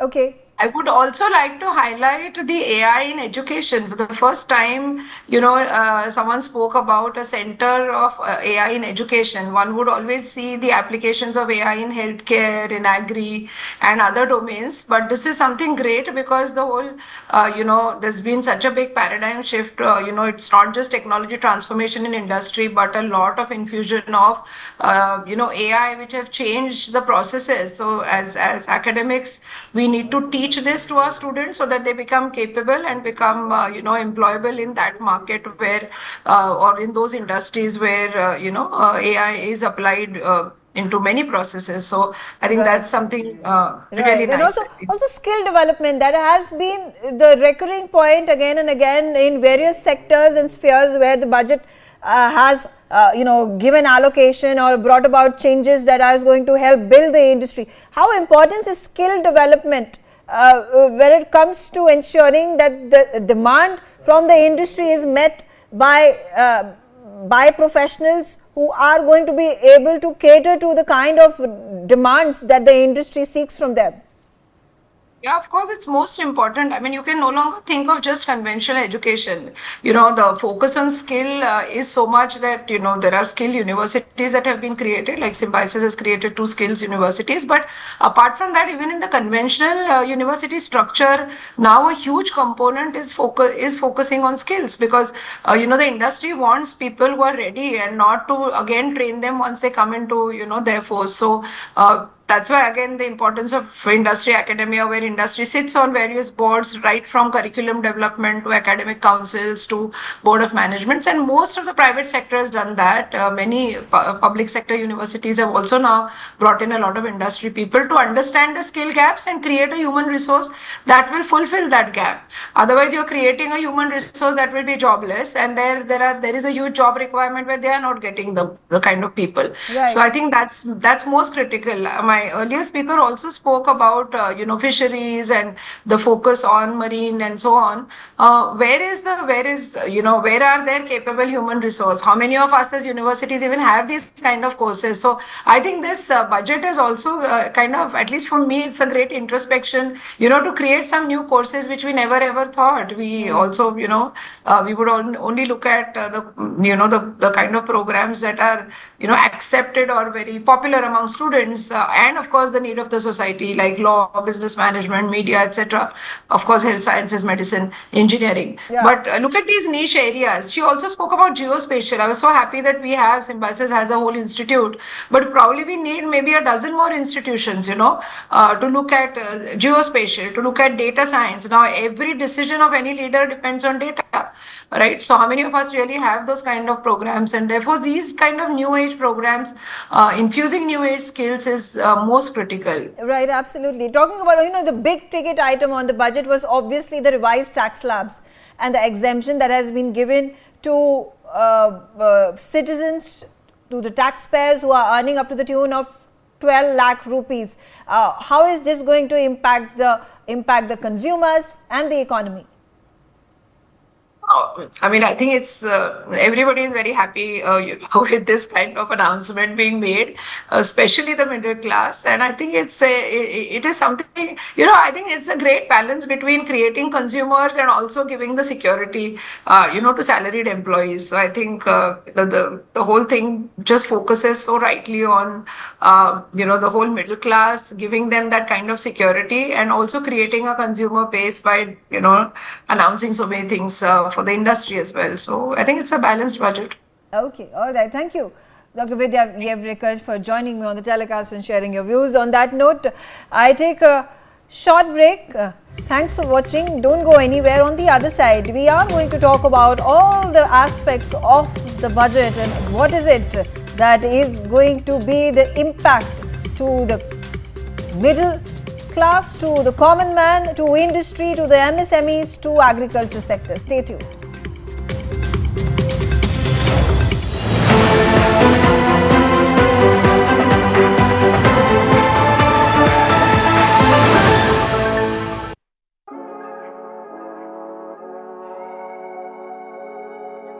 ਪਿਛਲੀ ਵਾਰ 8 ਘੰਟੇ ਵਾਲੀ ਬਿਜਲੀ ਚੋਂ ਕੋਈ ਕੱਟ ਲੱਗਿਆ ਨਹੀਂ ਲੱਗਿਆ ਕੱਟ ਦੀ ਗੱਲ ਤਾਂ ਛੱਡੋ ਬੱਲਬ ਨੇ ਝਮੱਕਾ ਵੀ ਨਹੀਂ ਮਾਰਨਾ ਝਮੱਕਾ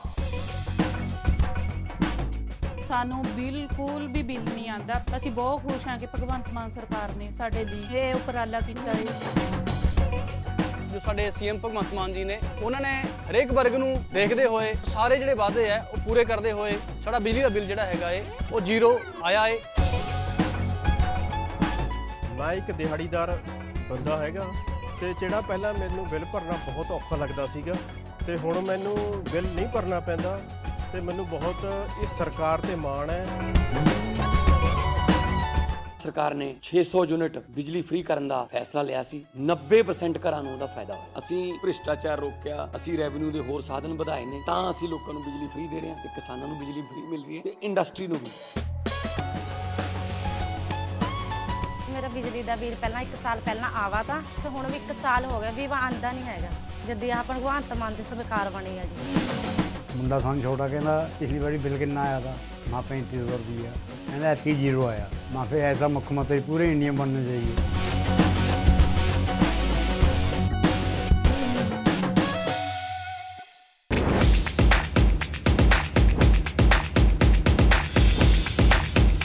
केजरीवाल जी जरा अपने झूठ के जाल में थोड़े लपेट में आ गए। उत्तर प्रदेश के लोगों की सुरक्षा, महिलाओं के सम्मान के लिए यूपी पुलिस अपनी जान तक की परवाह नहीं करती। फर्ज निभाते हुए शहीद होने वाले यूपी पुलिस के ऐसे ही बहादुर कर्मियों के लिए योगी सरकार ने अपना एक और वादा पूरा कर दिया है। परिवार के एक सदस्य को उत्तर प्रदेश शासन की सेवा में सेवा का अवसर भी राज्य सरकार प्रदान करेगी। यूपी में शहीद पुलिसकर्मियों के परिवार को अनुग्रह राशि देने के नियमों में बदलाव। सीएम योगी ने अनुग्रह राशि के नियमों में किया सुधार। अब अविवाहित शहीद पुलिसकर्मियों के माता पिता को अनुग्रह की पूरी राशि। अनुग्रह राशि के तौर पर माता पिता को 50 लाख रुपए। विवाहित शहीद के माता पिता जीवित नहीं तो पत्नी को मिलेगी पूरी राशि। पत्नी जीवित नहीं तो माता पिता को पूरी अनुग्रह राशि। पत्नी और माता पिता के जीवित न होने पर पूरी राशि कानूनी वारिस को, महिला पुलिसकर्मी के शहीद होने पर पति या अन्य कानूनी वारिस को अनुग्रह राशि। पहले विवाहित महिला पुलिसकर्मी के शहीद होने पर पति को नहीं माना जाता था वारिस। योगी सरकार ने नियमों में बदलाव कर शहीदों के परिवार को बड़ी राहत दी है।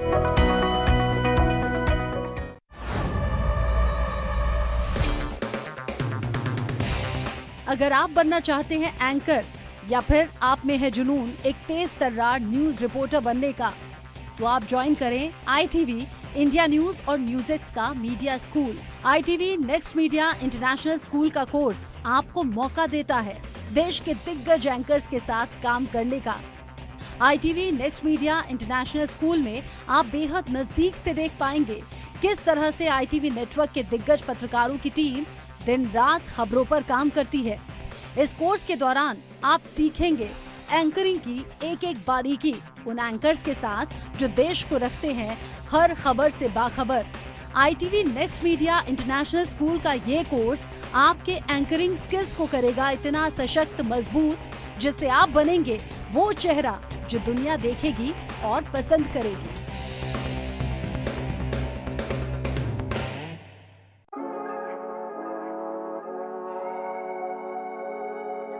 पिछली बार 8 घंटे वाली बिजली चो कोई कट लग्या नहीं लग्या।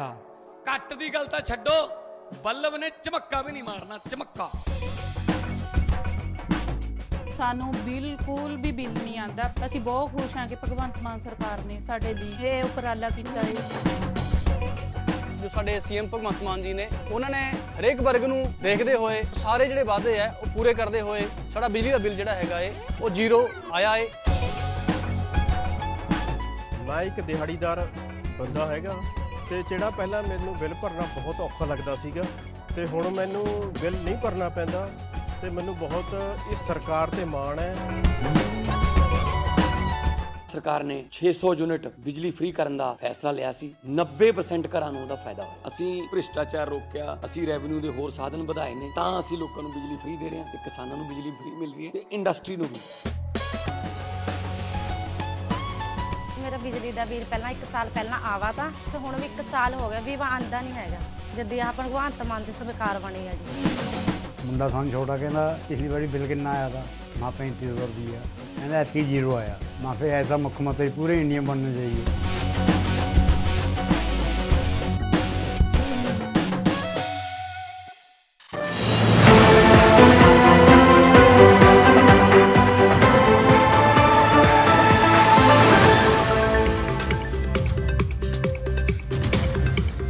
Welcome back. You're watching Newsx. My name is Vineet. In a boost to the Indian middle class, the Union Finance Minister Nirmala Sitharaman exempted annual income of up to rupees 12 lakh from the income tax and rejigged the tax slabs.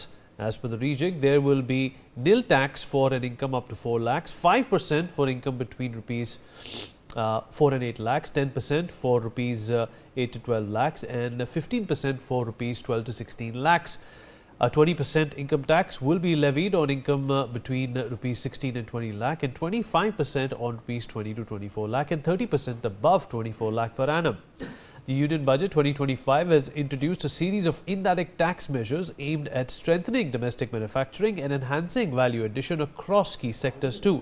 Let's take a comprehensive look at the announcements pertaining to the taxation. I'm going to go to the big screen and try, in fact, tell you in a nutshell what exactly Budget 2025 was all about. What were the changes in the income tax slabs, as mentioned earlier, of income up to rupees 4 lakh. Before it was 5% and now it stands at nil. Up to rupees 8 lakhs, earlier it was 10%. It's been slashed to 5%. This is of course a bonanza for the middle class. Up to rupees 12 lakh, 15% was what was there before, and 10% is what will come now, and of course 80,000 of savings along with that. Up to rupees 15 lakh, the income tax was 20% and now it's brought down to 15%. Similarly, if it was 20 lakhs, it was 30% earlier. A 10% slash makes it 20%. If it was 24 lakhs, which is technically considered a high income bracket, you're looking at the upper middle class here, it was 30%. Now they have also been given a relief of 5%, bringing it down to 25%, and above 24 lakh rupees, it remains the same. So if you're making 2 lakh rupees a month, your income tax slabs have not changed. This is, of course, a very populist measure which was expected since a very, very long time from the Modi government. This is Modi 3.0. So obviously the populist budget that was expected last year during the Lok Sabha elections has been forthcoming in this budget. The income tax exemption has increased over the years, and that has been in fact the one consistent demand by economists, the middle class, and of course the purveyors and surveyors of the economy alike. In 2005 this value was at 1 lakh, going to 2 lakh. Of course, between 2005 and 2012 there was in fact a stalemate there. This value in fact did not rise up in 2012. The last few years of the UPA, it went to 2 lakh. As soon as the Modi government came, perhaps in 2014, there were changes in this slab. And then again in 2019, this was taken to 5 lakhs. In 2023, it was 7 lakhs. And in 2025, in just a couple of years, in a couple of budgets, this has almost doubled now to 12 lakhs, which is of course laudable. It is commendable. There will be more money in the pockets of people. So that means there is an intention to boost consumption. And the top 10 indirect tax announcements that Nirmala Sitharaman has also made: 7 tariff rates that have been removed on exports, which is of course a very, very welcome sign. This was on the cards since a very long time. BCD exemptions have been extended to cobalt, powder, LED, lithium, zinc. Some of these minerals are very, very important in making some of the modern amenities that we consume and use on a daily basis. Proposal to add 2 additional shuttle-less looms is also something which is being lauded. Customs duty waived for 36 life-saving medicines for cancer. Now, this was a demand which was being made by patients, doctors, institutes and human rights workers since a very long time. Life-saving drugs to get tax concession as well. Of course, the affordability factor has been kept in mind over here. So overall, this budget has focused on the socio-economic challenges that were faced by the lower middle class and the middle class, and accordingly this is the 5th indirect tax announcement that is likely to benefit a section of people who have been struggling with high expenses, especially when it comes to medicine. Customs duty cut for lithium ion batteries. Of course, India and its green projection and green trajectory towards having battery cars is also something that has been kept in mind. The BCD has been waived off from knitted fabrics as well. So of course, this is keeping in mind that we definitely want to make India a hub of not only manufacturing but exports as well. The indirect taxes, of course, on interactive panel display have also been reduced. So once again, this is pointing towards a consumption driven economical boost. On career grade Ethernet switches as well. This is something that India has been importing from a number of countries including China. So this also gets a fillip. Fully exemption of customs on wet blue leather as well. A rare commodity, in fact, had a very high tax, has been taken care of to in fact increase consumption as well as make sure that India as an economy continues to grow, and the factors that make up for that 5 trillion factor that this government has been trying to drive home since a very long time has been achieved. Let's talk about this with our guests. Joining us on the show at this point in time is Mr. Kalyan Chakravarti, CEO of Emaar India. Mr. Alok Mehta, Editorial Director of India News, also with us on the show. Vivek Banka, co-founder of Gold Teller, joins us on the broadcast as well. G. Hari Babu, National President of Naratco, with us on the show as well. Major General Rajesh Kumar, former DG, Military Engineering Services, joins us on the show as well. Thank you, gentlemen, for being a part of this conversation. Mr. Chakravarti, I'll begin with you, sir. I hope you can hear me. Mr. Kalyan Chakravarti, I hope you can hear me, sir. I can. Are you able to hear me? Yes, sir. Loud and clear. So appreciate you joining us. So you're, are you able to hear me? Absolutely. I can hear you. So your okay, initial great. reactions to this budget, would you hail it as a populist budget, or do you think there are traces of a lot of factors that have been put in to make it a holistic budget? So I think 2-3 points. One, I don't think it at all to be a populist budget. It of course has elements of things which may be called as populism, but I do see a trend over the last several years, and it is stitching together nicely to a larger vision that the government seems to be chasing. The dream of Viksit Bharat, the need to take care of the disadvantaged sections of the society to create some competitive advantage for us as a nation, whether it is startup technology, rationalization of personal income taxes, bringing more money to the pockets of the people. So there are multiple things that I see which look strategic to me. Rejuvenation in the urban areas and all of that stuff as well. To me, what is important with the government is to see that there is a consistency to the larger thought process, and there is a theme which is kind of getting bettered on year after year. That is the only way we can get better over a decade or so. So to me, continues to be a great budget on the back of several budgets that I have now seen. So pretty happy. All right, Vivek Banka, I'm going to rope you in now. What do you make of this budget? This is obviously very important when it comes to, the personal finance and consumption of Indian economy. Yeah, thanks, Vineet, for having me. So, yeah, I think on the face of it looks very promising. The fact that the government has addressed the big elephant in the room, which is the ebbing of consumption demand over the last 2-3 quarters.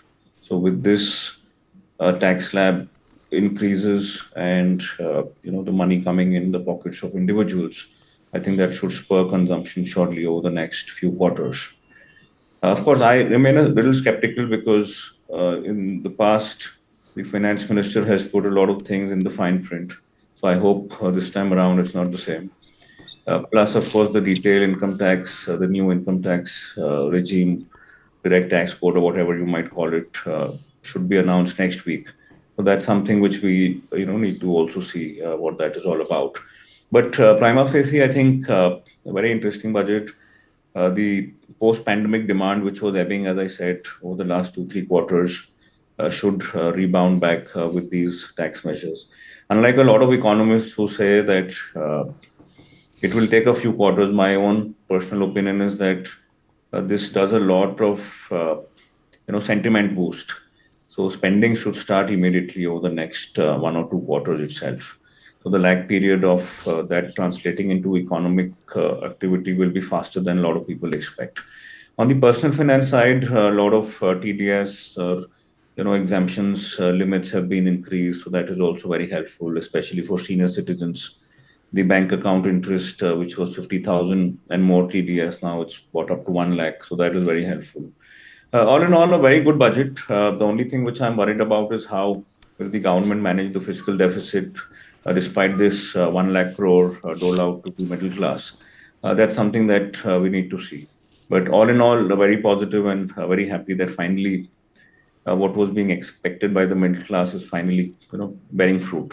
All right. Okay. I'm going to go back to Mr. Kalyan Chakravarti as well. Mr. Chakravarti, the government has also hiked the MSME investment and the turnover projections in this union budget. This is obviously in tune with the confidence they want to infuse in the MSME sector. What did you make of that, sir?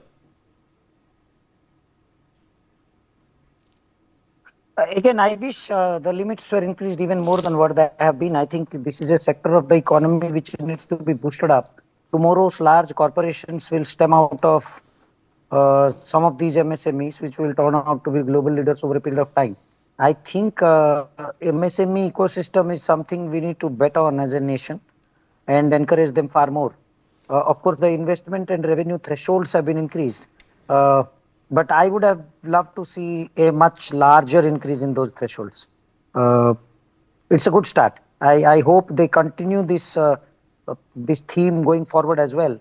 And over a period of time, larger investments are attracted and larger revenue thresholds are also given, so that companies can continue to enjoy the benefits of being an MSME for a little longer. It is important to give them strength and stamina. So the government is also, in fact, increasing FDI limits when it comes to the insurance sector. It's, innovating. It's basically investing in IITs as well. The infrastructure boost for 5 more IITs is also on the cards. A modified Udan scheme will also be launched. Do you think that this budget has definitely accelerated that run-up, or rather that race to that 5 trillion mark?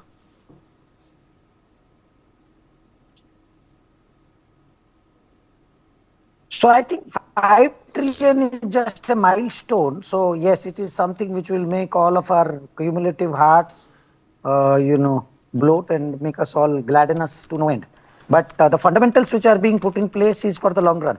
5 trillion will come and go, and then we will be keeping on changing 7, 10, and we are destined for bigger and better things. But definitely, yes, 5 trillion I think is definitely happening pretty soon. One thing which probably going out of syllabus and not attacking your question immediately is what I saw as the incremental seats addition in the medical colleges. India needs it. The rural India needs it. Healthcare, cancer hospitals getting created and all of that is, I think, terrific.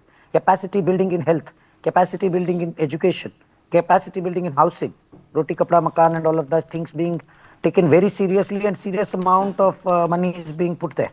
I love the vision.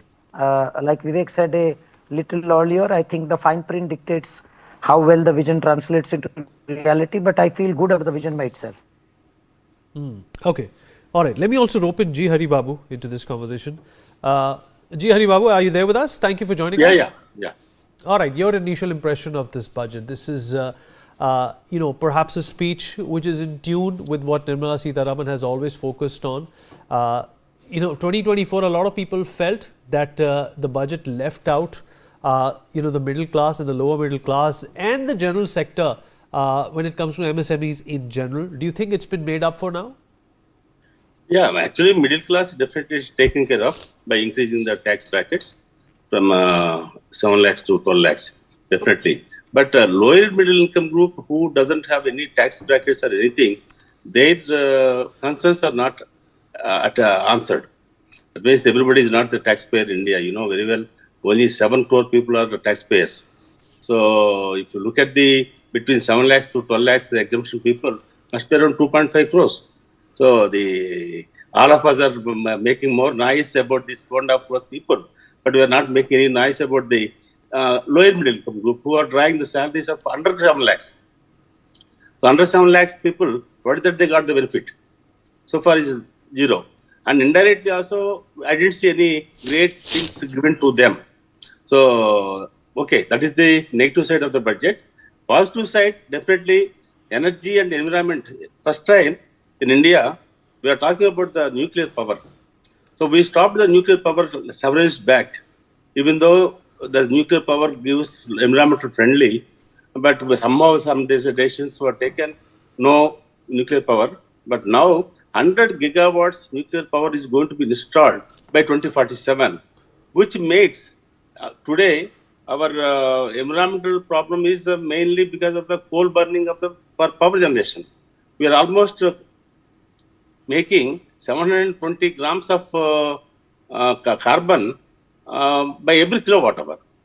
Whereas comparatively France is only 78 grams against kilowatt hour. That is because of nuclear power. So now we are talking about today, everybody is talking about global warming and all these things. So this may be a revolutionary change in this budget, that 100 gigawatts of power through nuclear. That is the great this thing. And of course, increase of the 7.5% is the expected growth. If it is reachable, that is also another great advantage. As far as our real estate concerned, I think there is not even one talk about the real estate or urban this thing. Only one Swami funds is another 15,000 crores got allotted, and that makes about 50,000 units may come from non-performing asset to performing asset. So these are the main highlights according to me. All right, fair enough. Major General Brajesh Kumar is also with us on the show. General Kumar, are you there with us? Yep. All right, sir. Are you content with the attention and the allocation given to defence in this budget? Thank you, Vineet, for having me with you here on the show. See, there are two aspects of the defence and budget is concerned. Like before a budget, there's the economic survey, the round the year performance, which is taken into account. Based on deficiencies and speed you want to give it to, a budget is formulated. In a similar manner, getting to know about our perceptible threats in the near future, in the distant future, we plan accordingly. As far as India is concerned, we had two legacy issues with our northern border and with our western border. We have a very wide variety of international borders. One is called IB, the second is called LOC, the third is AGPA, like it's a Siachen, the fourth is LAC. Now they are not setting, and therefore there is a call for concern as far as security is concerned on the land side. Lately, we have another uncomfortable equation with our eastern neighbor. So all these add to a kind of a military threat from the land border. In addition, we have a vast network, southern area of Atlantic Ocean, Indian Ocean, or we call it India-Pacific, space and air. Now, if we take all this into account and we want to play our role in the committee of global nation, global power, it has to be backed up by military strength. Very old wisdom from Chanakya days. Strong military and economy are two sides of the same coin. So under this backdrop, when we analyze our defense, or when we talk about our defense apparatus, it is something like this. We remain the fourth largest military might in the world after US, China, Russia. Our defense expenditure is pretty huge, but more importantly, we are the largest importer of arms, ammunition, and munition system for decades now. That's what CIPRI tells us, the most authentic open source information. So under this kind of environment, and looking ahead to be a power, to be maybe say a third global or fourth global economy in time to come, we need a fair amount of strong muscle as far as defense services, security issues are concerned. Now, overall, we have been spending to the tune of 1.9 to 2% of the GDP on defense. Is that adequate? Is the big question. In all circles, we've been talking about it. Indian, or in our case, the defense budget has seldom crossed beyond the threshold of 1.8 to 2.2% of the GDP, except long time back when we had the trouble in our borders or whatever. So in this kind of environment, where sub 2% GDP, to my mind, is actually little. But then obviously there are ways and means that you overcome this, possibly by diplomacy or reliance with friends and whatever. But I'm sure the defense is concerned, this aspect will be taken into account. Coming more to the specific, so the defense budget has gone up in certain terms from 621,000 crore to 680,000 crore. It looks substantial. Well, it is substantial. But look into deeper aspects of it. Our revenue expenditure in terms of pay, allowances, still higher than the capex expenditure. Our capex expenditure has also gone up slightly. From 1,72,000 crores to 1,80,000 crores. All right, sir. If you look at it in the dollar terms, it may be very little. So the issue is today we are in the same process of moving ahead. The fact that the finance minister did not have a paragraph on defense expenditure today speaks that people in power are pretty happy about the state. Okay, all right. But Let me also rope in Mr. Alok Mehta into this conversation. Mr. Mehta, the Prime Minister obviously hailed the budget, said this is a people's budget, is going to boost savings and investment. And he also said that this budget highlights the government's commitment when it comes to dignity of labor as well as longevity of life and career of a labourer. I think, Vinit ji, Prime Minister vision is for superpower India in 2047. 2047. And I think this budget is going in this same direction. Because, we are not talking about the agriculture sector, education sector, health sector. These all are for the defense of country. Because I just wanted to continue what General Saab telling us. What we are feeling, you are feeling that we have nuclear power. So it's not threat what it used to be in 62 or 71. Certainly, we need defense production. So more emphasis on more production in defense sector. So ultimately it will help. Then the FDI will also come. Insurance sector, if money will come. And then if we have educated, healthy India, then it will be easy even for the army. Anytime we need more people, our people will be more strong. Our army will be more strong. Certainly there are new schemes also. I think we are not discussing here. But I think this vision for the nuclear energy, you see, for example, long term, for short term solar energy also we are spending a lot. In this budget also there are provision. So I think that this kind of budget is looking up. We are talking about since the morning, everybody talking about the middle class. Certainly when middle class will get money, then they will spend for the poor also.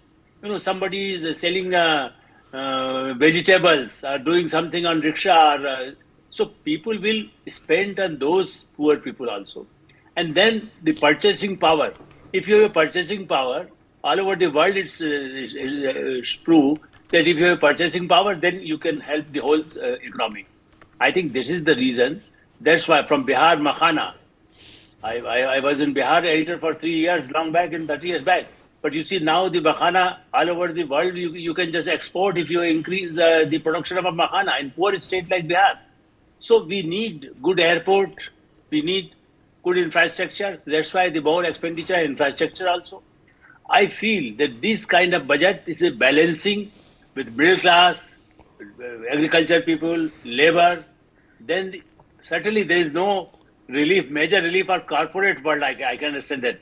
But maybe because of this, corporate world also have a lot of earlier the concessions and the rebate in the export, import, investments. So I think the world market is available for India. Corporate world also going to, even the textile mill they are opening in the Vietnam. Now they can spend in India and they get more relief for exporting the textile from India. That's why I feel Bangladesh now challenging us earlier, but now we have a good opportunity even for export in textile. So these kind of new ideas, promotion for superpower India in future, in health sector, the Ayushman Bharat or the scheme, how you will implement it. If you have good medical centers, medical colleges, engineering college, then you have a good doctors. Otherwise, there is no use of hospitals. You just build a hospital alone. So now the seats are increased in medical centers, medical colleges, universities. It will ultimately help to strengthen the country and economy and the society itself. All right. Okay, Vivek. There is obviously an emphasis here. There is a roadmap here that infrastructure, tax relief, and sectoral reforms are a priority for the government. At the same time, we already know what the tax base of our country is.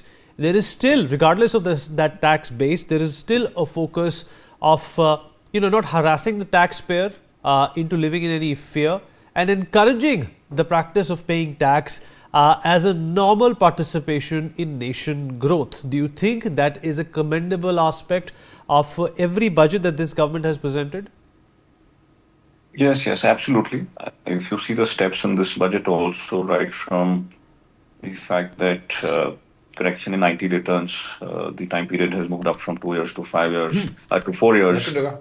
Plus, secondly, as I said earlier also, the TDS increases, especially for the senior citizens, and a host of other measures which we see on ground in terms of the refunds being processed faster, and a bunch of other things. I think things have become much better from a consumer perspective in terms of filing the IT returns. The current move of the higher, the exemption also, I think will help. Just to clarify here for everyone's benefit is that it does not mean that you do not have to file a tax. Even if you are 4 lakhs and above, you got to file taxes, but you get an exemption. So the ambit will come, and my belief is this is a way by the government to slowly get more and more people into the ambit of the tax payer community, and sooner or later, at some point in time, they will pull the plug away from these exemptions. But yeah, I think best is to make hay while the sun shines, which I think should be for the next few years at least. All right, fair enough. Mr. Adil Shetty, FICCI FinTech Committee and co-founder and CEO of bankbazaar.com is also joining us on the broadcast. Mr. Shetty, appreciate you being here. I hope you can hear me, sir. Yes, I can hear you clearly. All right, sir. How would you summarize this budget? Looking at the exemptions and the relief from 5 to 12 lakhs, for the taxpayer, it is pretty out there that this is a populist budget. This is a budget that is driving the common man to spend more. It is driving consumption. It is driving the middle class, to in fact expect more and earn more. Yeah, so like you rightly called out, right, for someone earning 25 lakhs per year, this is giving 1.1 lakhs extra cash in their pocket. It's equivalent to almost giving a 5% increment to someone making 25 lakhs a year. And I think getting more money in consumer hands was the ask of the entire middle class, the industry. And what happened today, we thought one of three things would happen. We thought maybe the slabs would go up because of inflation adjustment. We thought that maybe the rates would come down. We thought that the rebate would increase, but all three happened. So I think that was definitely good news for the middle class. As far as MSMEs went, I thought something really interesting happened there, because the credit guarantee scheme, which till now was 5 crores, has now gone to 10 crores. So that essentially means MSMEs starting April 1st potentially have access to their banks giving them 5 crores extra under a government guarantee. And the finance minister has projected that 1.5 lakh crores in additional MSME debt will go out because of this move. From the startup and the fintech side, she said that the first 10 lakh crore fund got deployed via domestic venture capital firms, and 97 lakh crores went out as equity investment in the market. Now she's started a second fund of funds and again put in 10 lakh crores. So if that gets a 10x multiplier and domestic venture capital puts out another 1 lakh crores of equity in the market, I think startups and fintechs are going to benefit. So I like to see, I like the fact the middle class did well today. This was a sector that was clamoring for help. And I think the MSMEs are going to appreciate 5 crores more. That's a lot of money, 1.5 lakh crores. And if that equity can reach the startups quickly, right, I think we're going to see a lot of innovation in cutting edge areas like AI, right? And India can become a knowledge leader in the world. Right. And do you also, feel that the government, along with the conventional modes of pushing the economy to the next level is also keeping, the digital revolution and evolution in mind? No, I think so, right? The RBI put out a report saying in 2025, a fifth or 20% of GDP is today digital. We talk about MSMEs, but today, right, I think we have tech MSMEs in India with the change in classification, up to 500 crores, and you qualify as an MSME. So startups are MSMEs too. The government really, I think, should continue to invest in digital infra in the same way it invests in physical infra. So last year, right, FM spoke about DigiLocker. DigiLocker is a very powerful tech. 200 million Indians, right, have their PAN card, their driver's license, their university certificates. We're saying they should upgrade this even to Form 26AS, TDS statements, EPFO. But DigiLocker got a big push in last year's budget. This year, she spoke about a digital infra called CKYC. She said they're going to revamp CKYC. It's going to be faster. It's going to be better. Now, CKYC is the foundation for KYC in India. It's used as part of the video KYC process. If we can build new digital infra, even for artificial intelligence, right? India has an incredible amount of data. Maybe with a digital public infra for AI, with anonymized, secure, consent-driven data, we can overtake what China is doing in AI.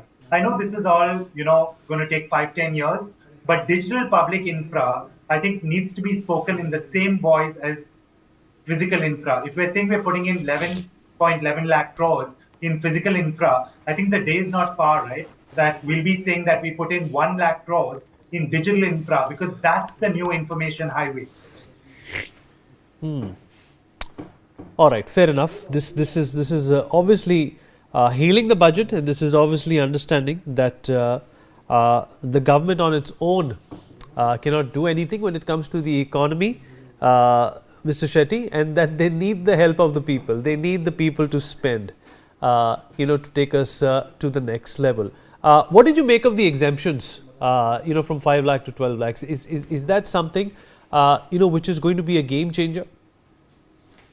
I think it's going to give more money in people's hands, and I think that urban consumption was slowing down. So what's essentially happened, right, is 7 has gone to 12 in terms of zero tax.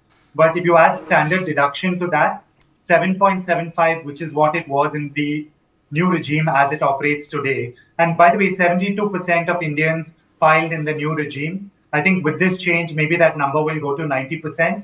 But now that 7.75 zero tax level has gone to 12.75 lakhs. But keep in mind, right, even someone earning 15 lakhs is paying 35,000 less tax next year. Someone earning 20 lakhs is paying 1 lakh less tax next year. Someone earning 25 lakhs is paying 1.1 lakhs in less tax. So essentially, for someone at 2 lakhs per year income, they're giving you 5% more cash in your pocket. And you can choose to invest, you can choose to spend. And one interesting ask, right? I think FM has done more than enough for the middle class this year. But one ask we would have for next year and the year after that is that when the exemptions went away, people are putting less money in ELSS mutual fund. People, have lowered, we do a Bank Bazaar aspiration index. Less people are thinking about term life insurance. So one thing we're going to ask her, right, is start creating a very simplified exemption scheme in the new tax regime. So let's not do a little bit for health insurance, a little bit for life insurance, a little bit for ELSS, but let's combine everything and say 30% of your gross income up to 15 lakh. If you invest in ELSS, you take medical insurance, you take term life insurance, you do NPS, just give us one simplified exemption, right? Because people need to invest, people need to save, and that shouldn't go away in the new regime. Okay. Mr. Haribabu, there has also been an impetus and a focus towards Make in India, especially when it comes to electronics. Duties have been slashed when it comes to certain components. The finance minister peculiarly and particularly mentioned, perhaps keeping China in mind, that India needs to be the next manufacturing hub. And this is obviously great, keeping in mind that the place where China is today at $16 to $17 trillion of an economy is because of its manufacturing prowess. Yes, sir. Coming to the manufacturing sector, our capacities utilization is worldwide is only 50%. Somehow we are very, very behind for China or USA or European countries. Our capacity utilization has to go up to standard of 100%. But the others thing. See, somehow where by the labor loss or financial problems or some other problems, all those things making we have enough capacities, but underutilization is the major problem in our country. That is number one. Number two, the cottage industry. See, we have a lot of almost 60% still in rural area. We are not focused on the cottage industry. Cottage industry, once it is focused, and the main industry will be in the urban and the cottage industries will be rural. The rural migration to urban will also reduce, and rural labor will get the better money, better financial system, and they can do it. But somehow, last 20 years, I would say, everybody is trying to migrate to only urban, not to stay in the rural at all, because the job opportunities or the agro-based industry jobs or any other industries also now focus only in the urban.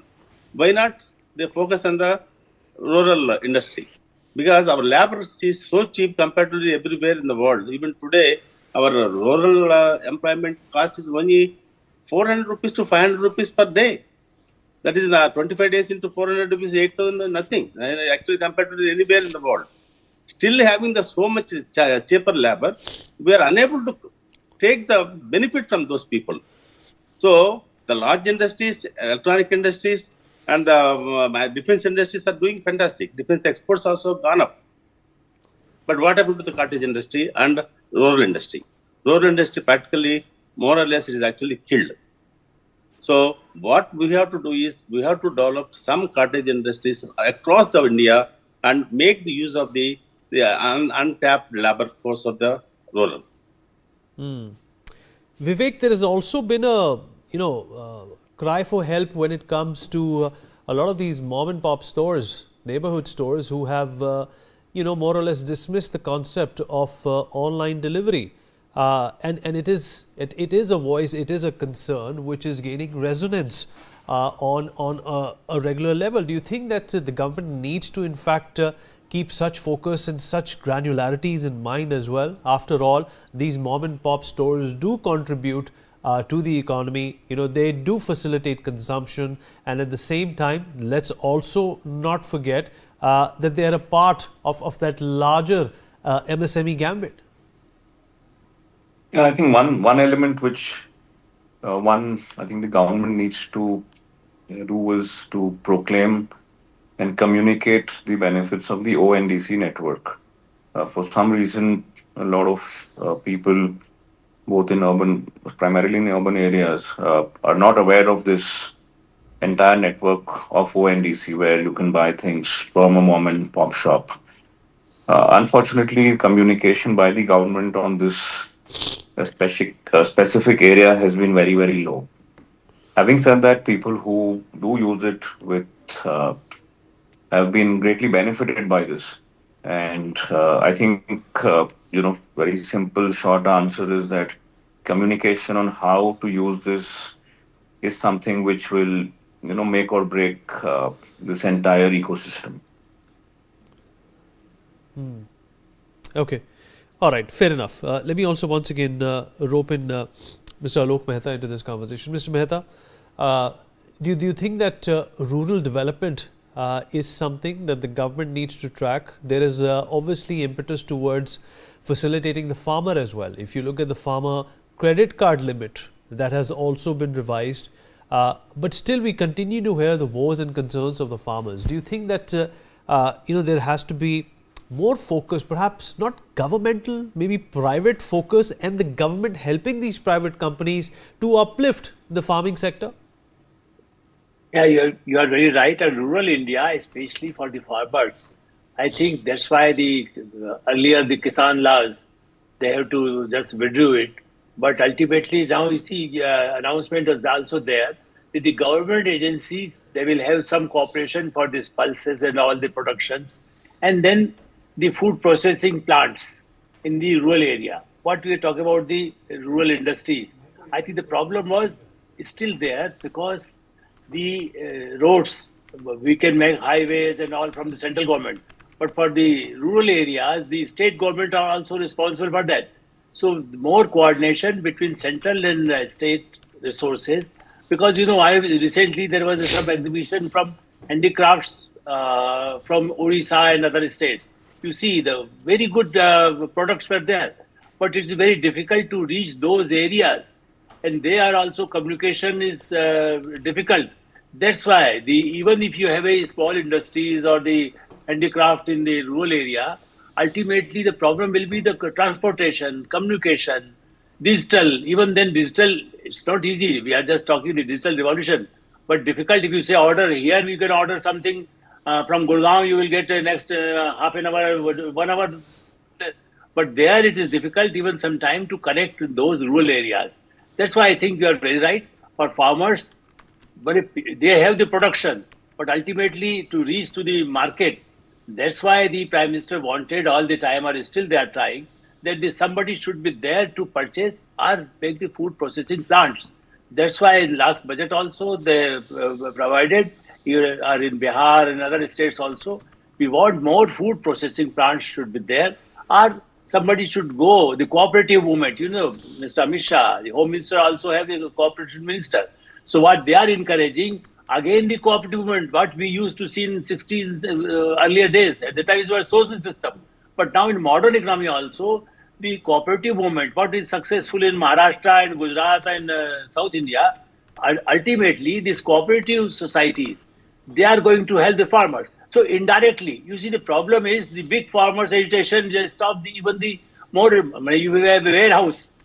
Ultimately, the big houses, either the government constructs or FCI also. You see, we always report that this damage, wheat were damaged because of the warehouses.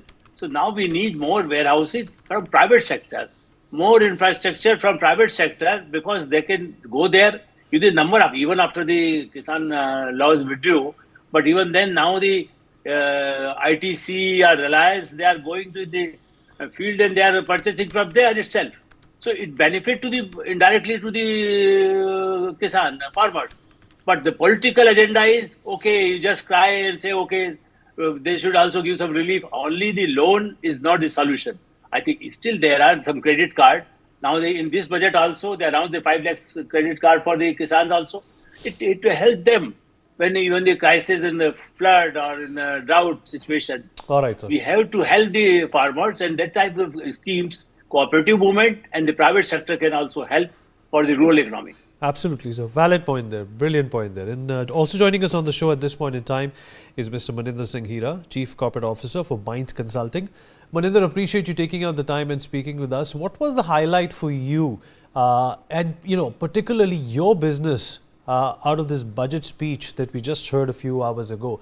You're a part of, the Global Capability Center ecosystem. Has that been facilitated by this budget? Oh, thank you so much, Vineet, first of all, for having me on the show. I would start with saying that it was a very smart budget, smart government, very smart finance minister. And I would say that they have been able to manage the perception this time really well. So to begin with, I think we should definitely congratulate them for this achievement. And, fiscal deficit from 4.8 to 4.4 is not a small deal. It's a big achievement. And I think it's a time to say thank you for their efforts. And at the same time, we wish that they're able to swiftly implement the recommendations so that the real benefits can be seen. Now, in terms of our businesses, we are in the GCC ecosystem. We run GCC for a foreign firm, and we were hoping for relief. We were hoping for some changes in the policies and relaxations in the schemes. And in fact, the government has taken that as an opportunity, especially an opportunity to create the framework around GCCs. So if you see the ecosystem, Vineet, GCCs have grown without much support irrespectively. We have 1,500 plus GCCs directly, indirectly employing about 10 million plus people. It hasn't received the focus from the government so far, but there is enough capability that exists which can be leveraged. So the amendment in policies like front transfer pricing and the safe harbor policies, etc., this is going to definitely boost the GCC ecosystem, eventually obviously create a lot of jobs indirectly, and would help the government to collect direct and indirect taxes. Because one of the worry I think the economists would have is, while we have looked at the recommendations, they have relaxed the tax slabs, the collection would reduce, the reliance is on how does the consumption grow so that it can be balanced out. But yeah, some of these initiatives like the boost to GCC is going to contribute to it. The only other thing I think the government has to kind of be careful about is, see, the consumption was low for a very long time. Savings were being consumed, so that was also depleting. Now the mindset needs to change from saving to consumption, or spending less to actually spending more, and how that can happen and not move towards start saving towards future, requirements. And I think the interest rate needs to be looked at. I think that's one thing the government has to do. But overall, from a sector perspective, I think some of these changes, and especially also on the startup side, there have been a focus. So, extension like 80 ISE tax exemptions and, light touch regulatory compliances, trust-based compliances. These are a boost to companies like us and the overall GCC model and the startup ecosystem, I would say. That's a good move. And it's much appreciated by the entrepreneurs. Right. But Maninder, also reflect on the tax slabs and this massive revision. How is that likely to change things? See, this was one of the biggest move or the highlight of, of this. No tax for 12 lakh, which means you have people with more than 25 lakhs of income, you have more than 1 lakh of additional disposable income. It is going to drive consumption. That's what the intent is. And, as you would look at it in a different perspective, it's like you're getting a 5% equivalent of increment without doing anything. So that's a positive sign. And if I talk about as an individual, it's more than welcome. The only thing that we would want to kind of still assess, because the fine prints are yet to be reviewed, is has it made the new tax regime more attractive over the old tax regime, especially for the people who stay in rental accommodations and avail the HRA benefits. I think that's something that I'm yet to kind of review upon. But overall, I think it's a wonderful move and much welcome by even the individual taxpayers. But in the valid points there, obviously this is great news from a holistic point of view when it comes to the budget and boosting spending, because that exactly is what defines a consumer economy. Major General Brajesh Kumar also still with us on the broadcast. General Kumar, sir, are you there with us? Yes. Please go ahead. Well, there is also a mention that defense spending as compared to what it was perhaps, during the UP era, or even for that matter, during the Vajpayee era, has gone through this significant shift, this whirlwind of transformation, and that's basically a result of the Make in India initiative. We, from becoming a net importer of defense equipment, we are an exporter now. If you talk about the Philippines, you talk about Indonesia, even if you talk about, some European countries now, all of them have reflected interest in buying from India. In concomitants to the tax slabs that have been relaxed for the common man, how is this likely to make a huge difference when it comes to the money that the exchequer gets to collect? The point of Make in India or Atmanirbhar Bharat is so very crucial to defense that it cannot be overemphasized. The recent foray into exporting a portion of it, a bit of it, a very fraction of it, is something very, very healthy. But let's look at the bigger picture. We have been the largest importer of munition systems, arms, guns, aircraft, and ships for decades now.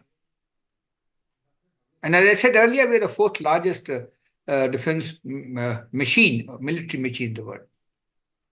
The shift is palpable. Our dependence on Soviet-era equipment was to the tune of 85-90% about a couple of decades back.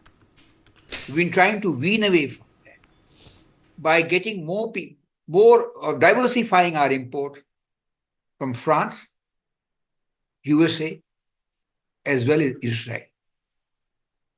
Now that diversification has helped our dependence on Russia to reduce to about 60-65%.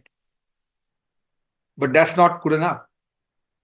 And mind you, defense production of munition system, be it warships, submarines, aircraft, takes decades. Couple of decades is the gestation period, which huge amount of resources are pumped into. This is a slow and deliberate process. We are in that path, but it takes a while before we can be sustained. But our efforts to make Atmanirbhar Bharat have been successful in a very modest manner. If we have been able to export, armament worth 30 odd thousand crores last year, though the lower end of the spectrum, it's a good thing. It's a good thing from two ways.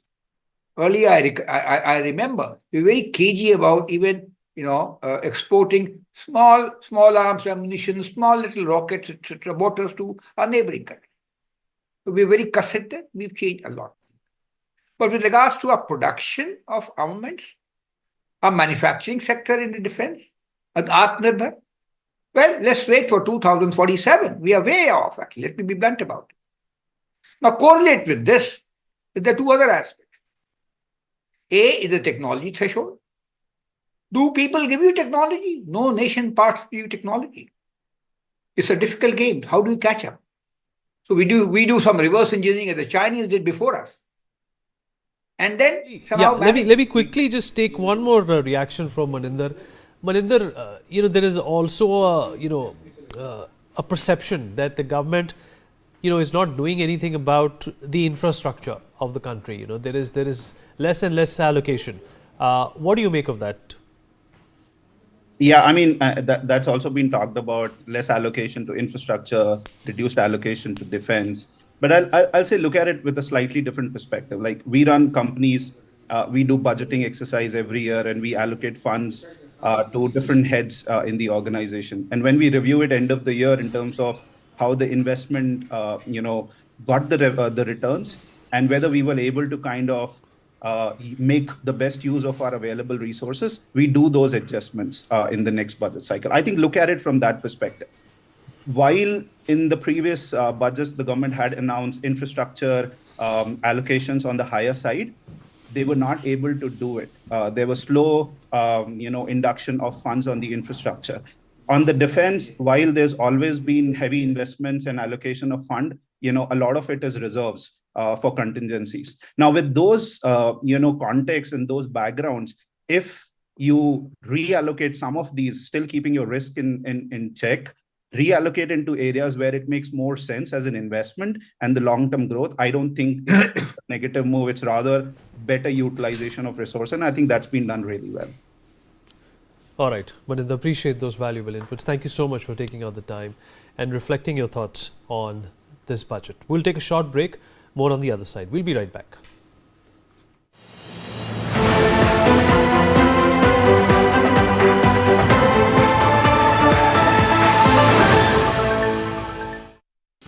जनवरी पौष पूर्णिमा से 26 फरवरी महाशिवरात्रि तक महाकुंभ 2025 का साक्षी बन रहा है प्रयागराज का संगम तट। 45 दिनों तक चलने वाले पृथ्वी के सबसे बड़े मानव समागम में करोड़ों श्रद्धालु पुण्य की डुबकी लगाकर बन रहे हैं सांस्कृतिक एकता के सहभागी। यशस्वी प्रधानमंत्री नरेंद्र मोदी के मार्गदर्शन और माननीय मुख्यमंत्री योगी आदित्यनाथ के कुशल नेतृत्व से महाकुंभ बना है दिव्य, भव्य, डिजिटल। कुंभ सहायक चैटबॉट ने 11 भाषाओं में हर सेवा की जानकारी देकर एकता के महासंगम को बनाया है स्वच्छ, सुरक्षित, सुव्यवस्थित। नए घाट, रिवर फ्रंट रोड, पॉन्टून पुल, फ्लाईओवर, चमचमाती सड़कें, पार्किंग, हजारों बस और ट्रेन, नवीन एयरपोर्ट टर्मिनल, आधुनिक टेंट सिटी जैसी सुविधाओं से पुण्य स्नान हुआ है आसान। महाकुंभ का है अटल संदेश, एकजुट हो अपना देश।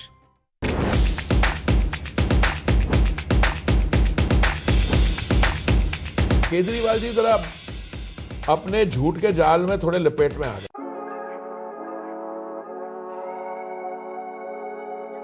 पिछली बार 8 घंटे वाली बिजली चो कोई कट लग्या नहीं लग्या।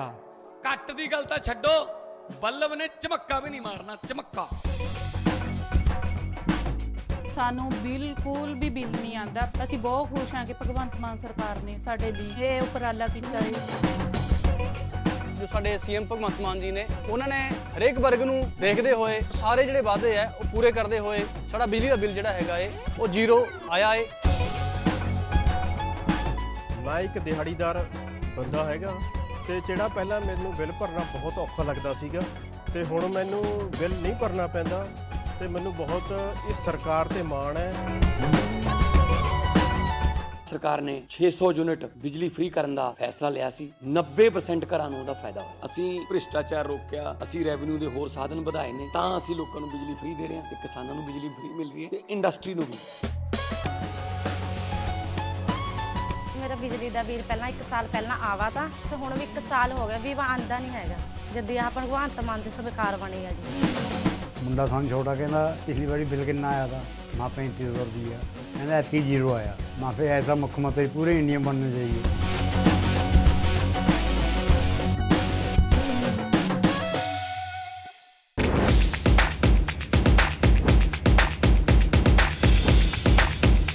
Kejriwal ji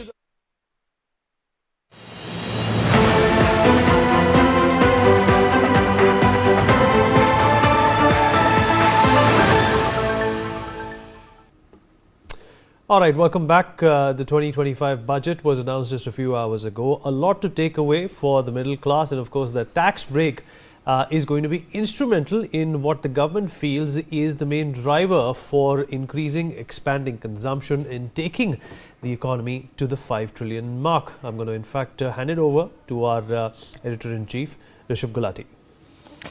All right, joining us on the telecast is a person you remember recently as the G20 Sherpa. Before that, he ran the Niti Aayog, and before that, a lifetime of service in the public of this country. Amitabh Khan, thank you very much for joining us and taking a few questions. I have to start you with the big ticket item, and it's very happy news for pretty much all of us who earn a salary and or earn a pension.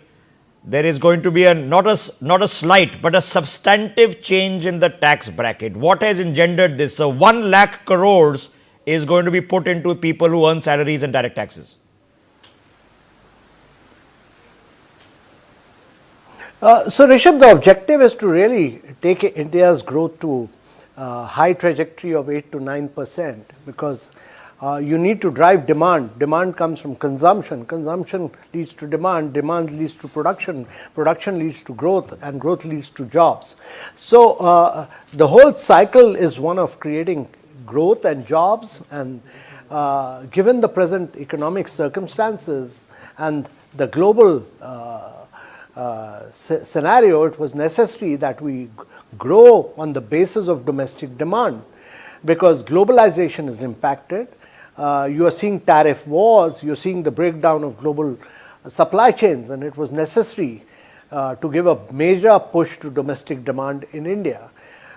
This, to my mind, when you couple it with the focus on labor-intensive sectors like tourism, toys, footwear, leather, all of them, they will have a huge impetus in terms of both growth and jobs. And that, to my mind, was critical in India's context.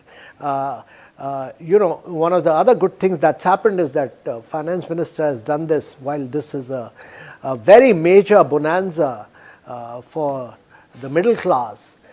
You look at it, it's probably the biggest bonanza any government has given in terms of tax relief ever in the history of India. It almost amounts to about 7% of the total tax collection. Now, if this has also been done in a very, fiscally prudent manner, the fiscal deficit for this year is 4.8%, and she's targeting for a 4.4% fiscal deficit next year. So she's been very, very responsible financially in taking India's growth and progress. She's obviously been concerned that this should not lead to inflation, and therefore a very, very good and deft handling of the budget. Okay. Fiscal deficit, ladies and gentlemen, target is 5%. So we consider anything less than 5%, and the argument is that err on the higher side when growth is a bit slow. So let me ask you then the larger picture question, Amitabh Khan, because if any person steps out onto the highways which are being built at great pace, the airports, the ports, the new trains, we see the markets are buzzing and the people are buying things. But yet the GDP figure seems to be very stubborn. It doesn't want to go above 6-7%. What's happening? So two things. One is that there has to be a greater flow of credit, to my mind. Finance Minister has done a job, and in the long run you need more credit to flow in, which is the job of Reserve Bank of India through the monetary policy. The second is that over the years we've built up a lot of regulatory cholesterol every department of the government and regulatory bodies have added a lot of circulars and guideline procedures. And actually both the economic survey and the budget talk about it. We need to take it head on and just eliminate all these very vigorously. The government has talked about a committee which will give a report in 1 year time. I don't think we can wait for 1 year. We should do it much quicker and much faster.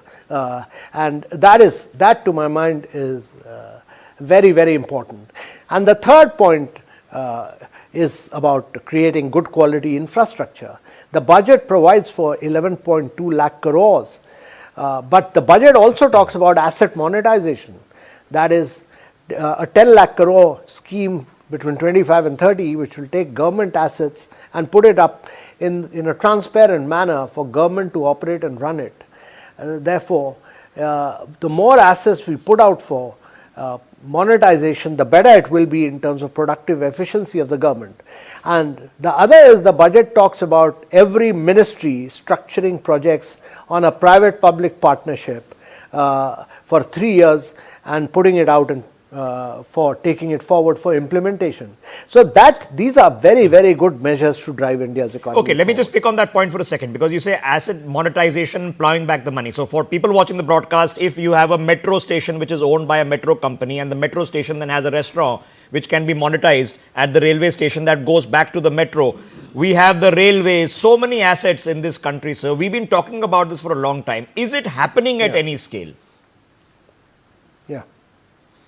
Yeah, so last year, the 21 to 24 asset monetization pipeline of 6 lakh crore has been very successful. It has crossed the target. And that's why the government could put out many warehouses, it could put out airports, it could put out coal mines, it could do many things.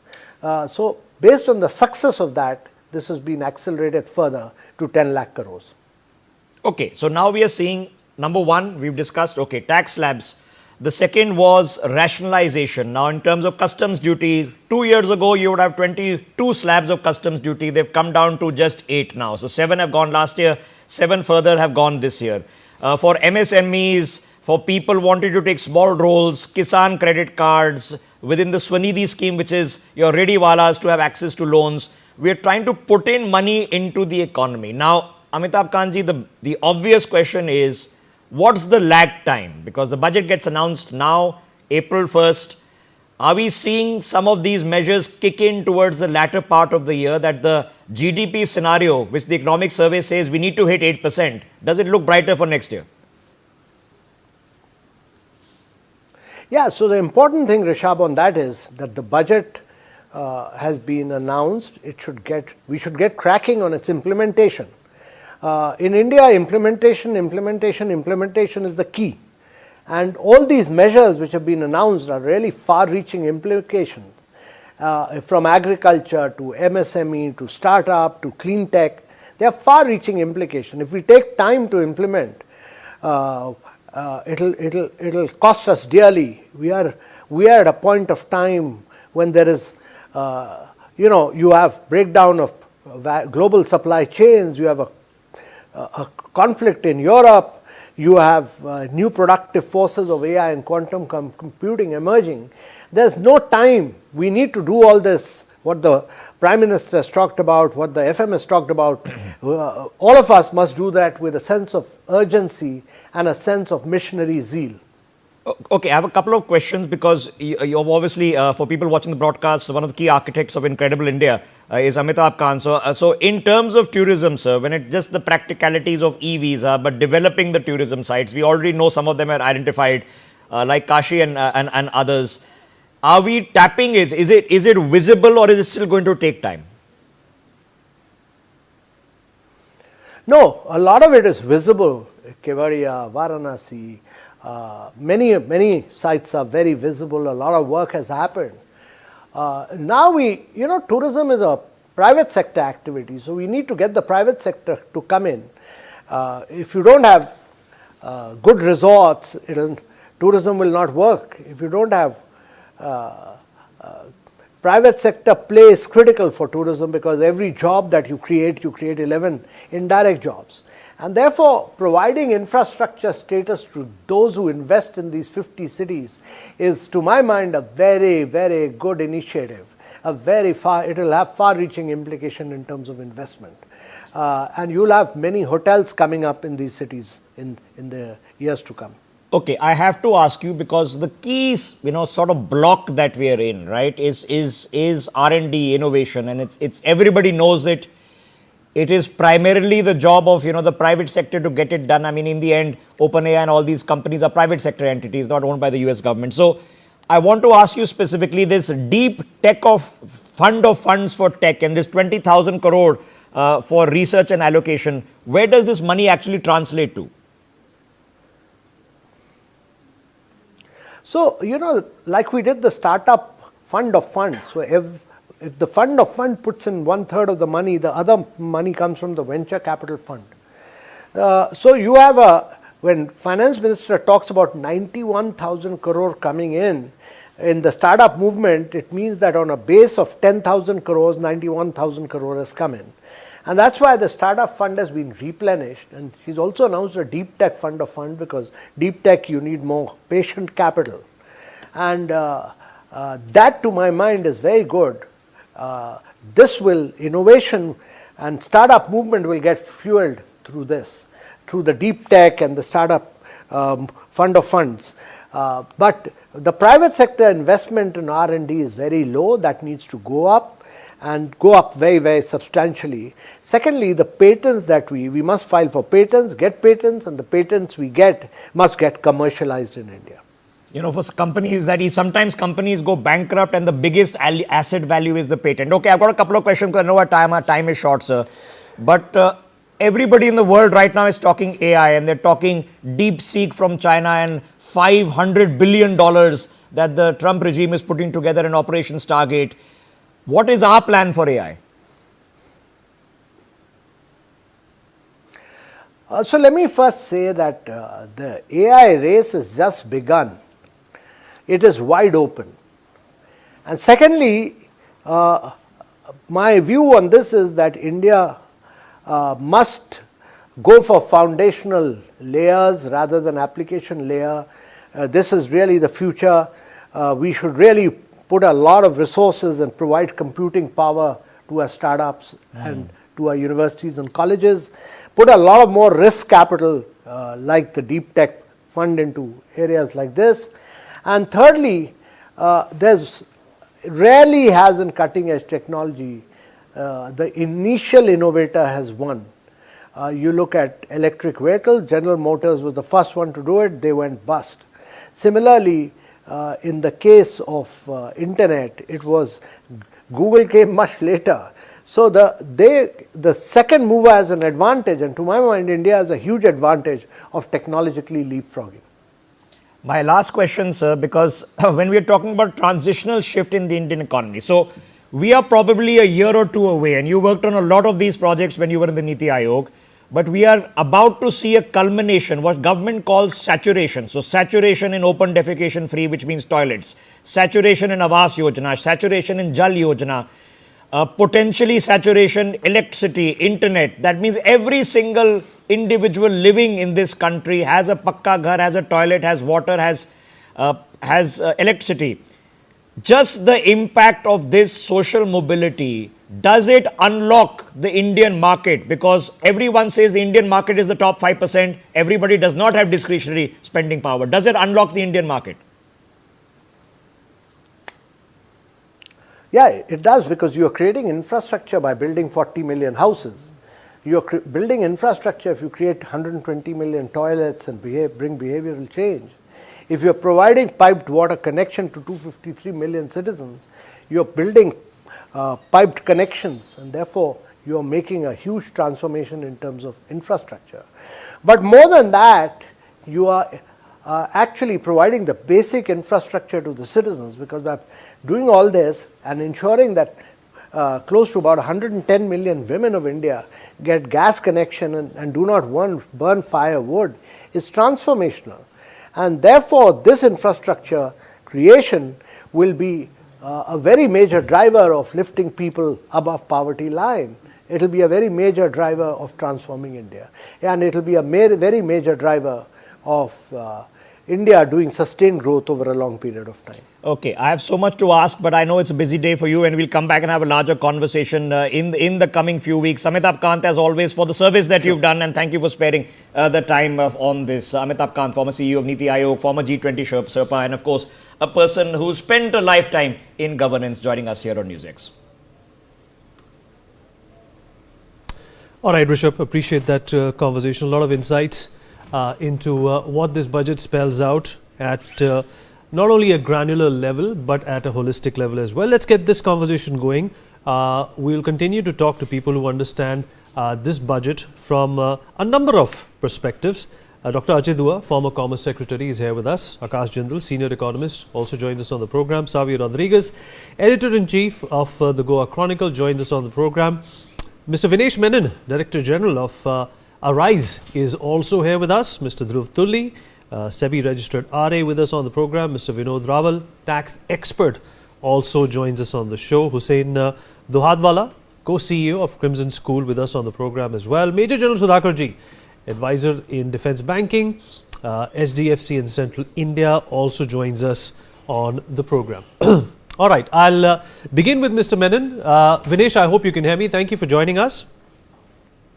Thank you, Vineet. All right, well, you know, this is obviously a very education-centric budget. I don't remember the last time, Vinesh, the finance minister spent this kind of a time on explaining how education and AI, how investing in innovation and teacher training, and how affordable education for disadvantaged students is of a priority and paramount to the central government. What has been your assessment and analysis of this acknowledgement, if I can call it for the lack of a better word, by the government? Vinesh, nobody understands this as much as you do. No, Vineet, I think I tend to agree. I certainly see many more bites around the education sector in this budget. Let's face it, 260 million plus children today of India are going to schools. And nearly 140 million of them are going to government schools. Now, one of the big concerns that everybody had was this growing divide between the students going to the government schools and the ones going to the, let's say, the unaided independent finance schools. And by bringing in some of these changes to try and reduce this digital divide, I think a few good steps have been taken. The 50,000 Atal Tinkering Labs to enhance the whole curiosity in students in these government schools, great step. Enhancing the broadband in secondary schools, great step. Introducing digital textbooks, great step. So these are all good ways to try and get the students to actually come up speed, come up the learning curve, and to help increase their learning experience. The whole AI piece of, the AI Center of Excellence that she has announced about putting about 500 crores, and AI Center of Excellence purely for education. I think that reflects the government's intent to keep pace with the flavor of the globe. And trying to get the whole AI integrated into the education sector as a tool. Many other small little changes, increasing infrastructure and IITs, the whole limit increase for TCS under this whole LRS scheme for education loans that is going to get remitted, additional skilling centers. These are all very, very good steps in the space. Even the 20,000 crores that I think Rishabh was talking to Mr. Kant about, the whole deep tech fund of funds for getting innovation out. I'm sure a big portion of that will come into education. Again, extremely good step. So I think overall I tend to agree. If you ask me, do I have any subtle concerns? I won't say concerns, but I wish, given the size of the education sector and the need to make faster changes, I wish a little more big bang reforms could have been introduced. I think areas in the regulatory framework, for example, there's a lot to be done in that area in this whole sector. A little bit of intervention in the whole indirect and direct taxation for specific to the sector. Some good interventions. I remember the finance minister talking about a performance-linked incentive scheme to boost tourism in states. Could we have replicated something like that for the education sector? Perhaps. So these are small little things, and I think Mr. Kant, and I remember him mentioning about implementation. Now, NEP 2020 is a great move in India's education progress. Implementing of that into the ground needs a lot of interventions, perhaps a little touch on that. So some of these areas are the only ones which I would refer to as slight areas which could have been better. Finally, I think given that this whole relief for the middle class on salary, while it might boost consumption, I'm hoping it will also boost a little more allocation of money to invest into education for the children. So overall, progressive budget, good thrust for the economy, perhaps a little bit of reform change. Finish. There has been impetus on skill development as well. Would you just shed 30 seconds on that as well? How is that going to help the education sector? Yeah, I think workforce, jobs, livelihood, skills, and getting them prepared for the workforce is something that everybody's been talking about. This whole national skill centers that has been set up as part of this budget plan, I think is a great move. Again, while this is being done, a little bit of changes and tweaks in the ITIs of this country may also be important, and I'm sure that's not going to get missed out with all this tech movement. So yeah, so I think the whole connect between the schooling system to the skilling system, and I think some work in the higher education where IITs and some other places are getting beefed up are all good moves, Vineet. All right, fair enough. Valid points there, Mr. Menon. Dr. Dua, your initial assessment of this budget, obviously, more paisa in the pockets of the common man is what the government wants. They want more spending. They want, of course, a consumer-driven economy that is going to bring in not only funds, but create a demand which is instrumental for that 5 trillion target. Mr. Dua. Thank you, Vineet. I think whatever the finance minister could do within the constraints she is required to operate. And I refer to really two constraints. One, a large segment of the economy needs government support. We haven't reached a stage where we could pass on the burden to the private sector, and the private sector shares the government, and the government is able to focus on a handful of things. We haven't really quite reached that stage.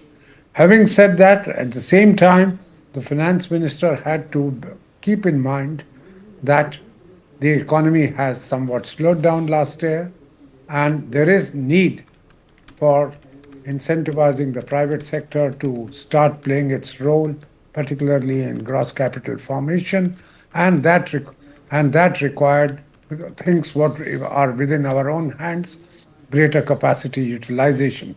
We can't do much about boosting the world trade or the global uncertainties. We have them reduced.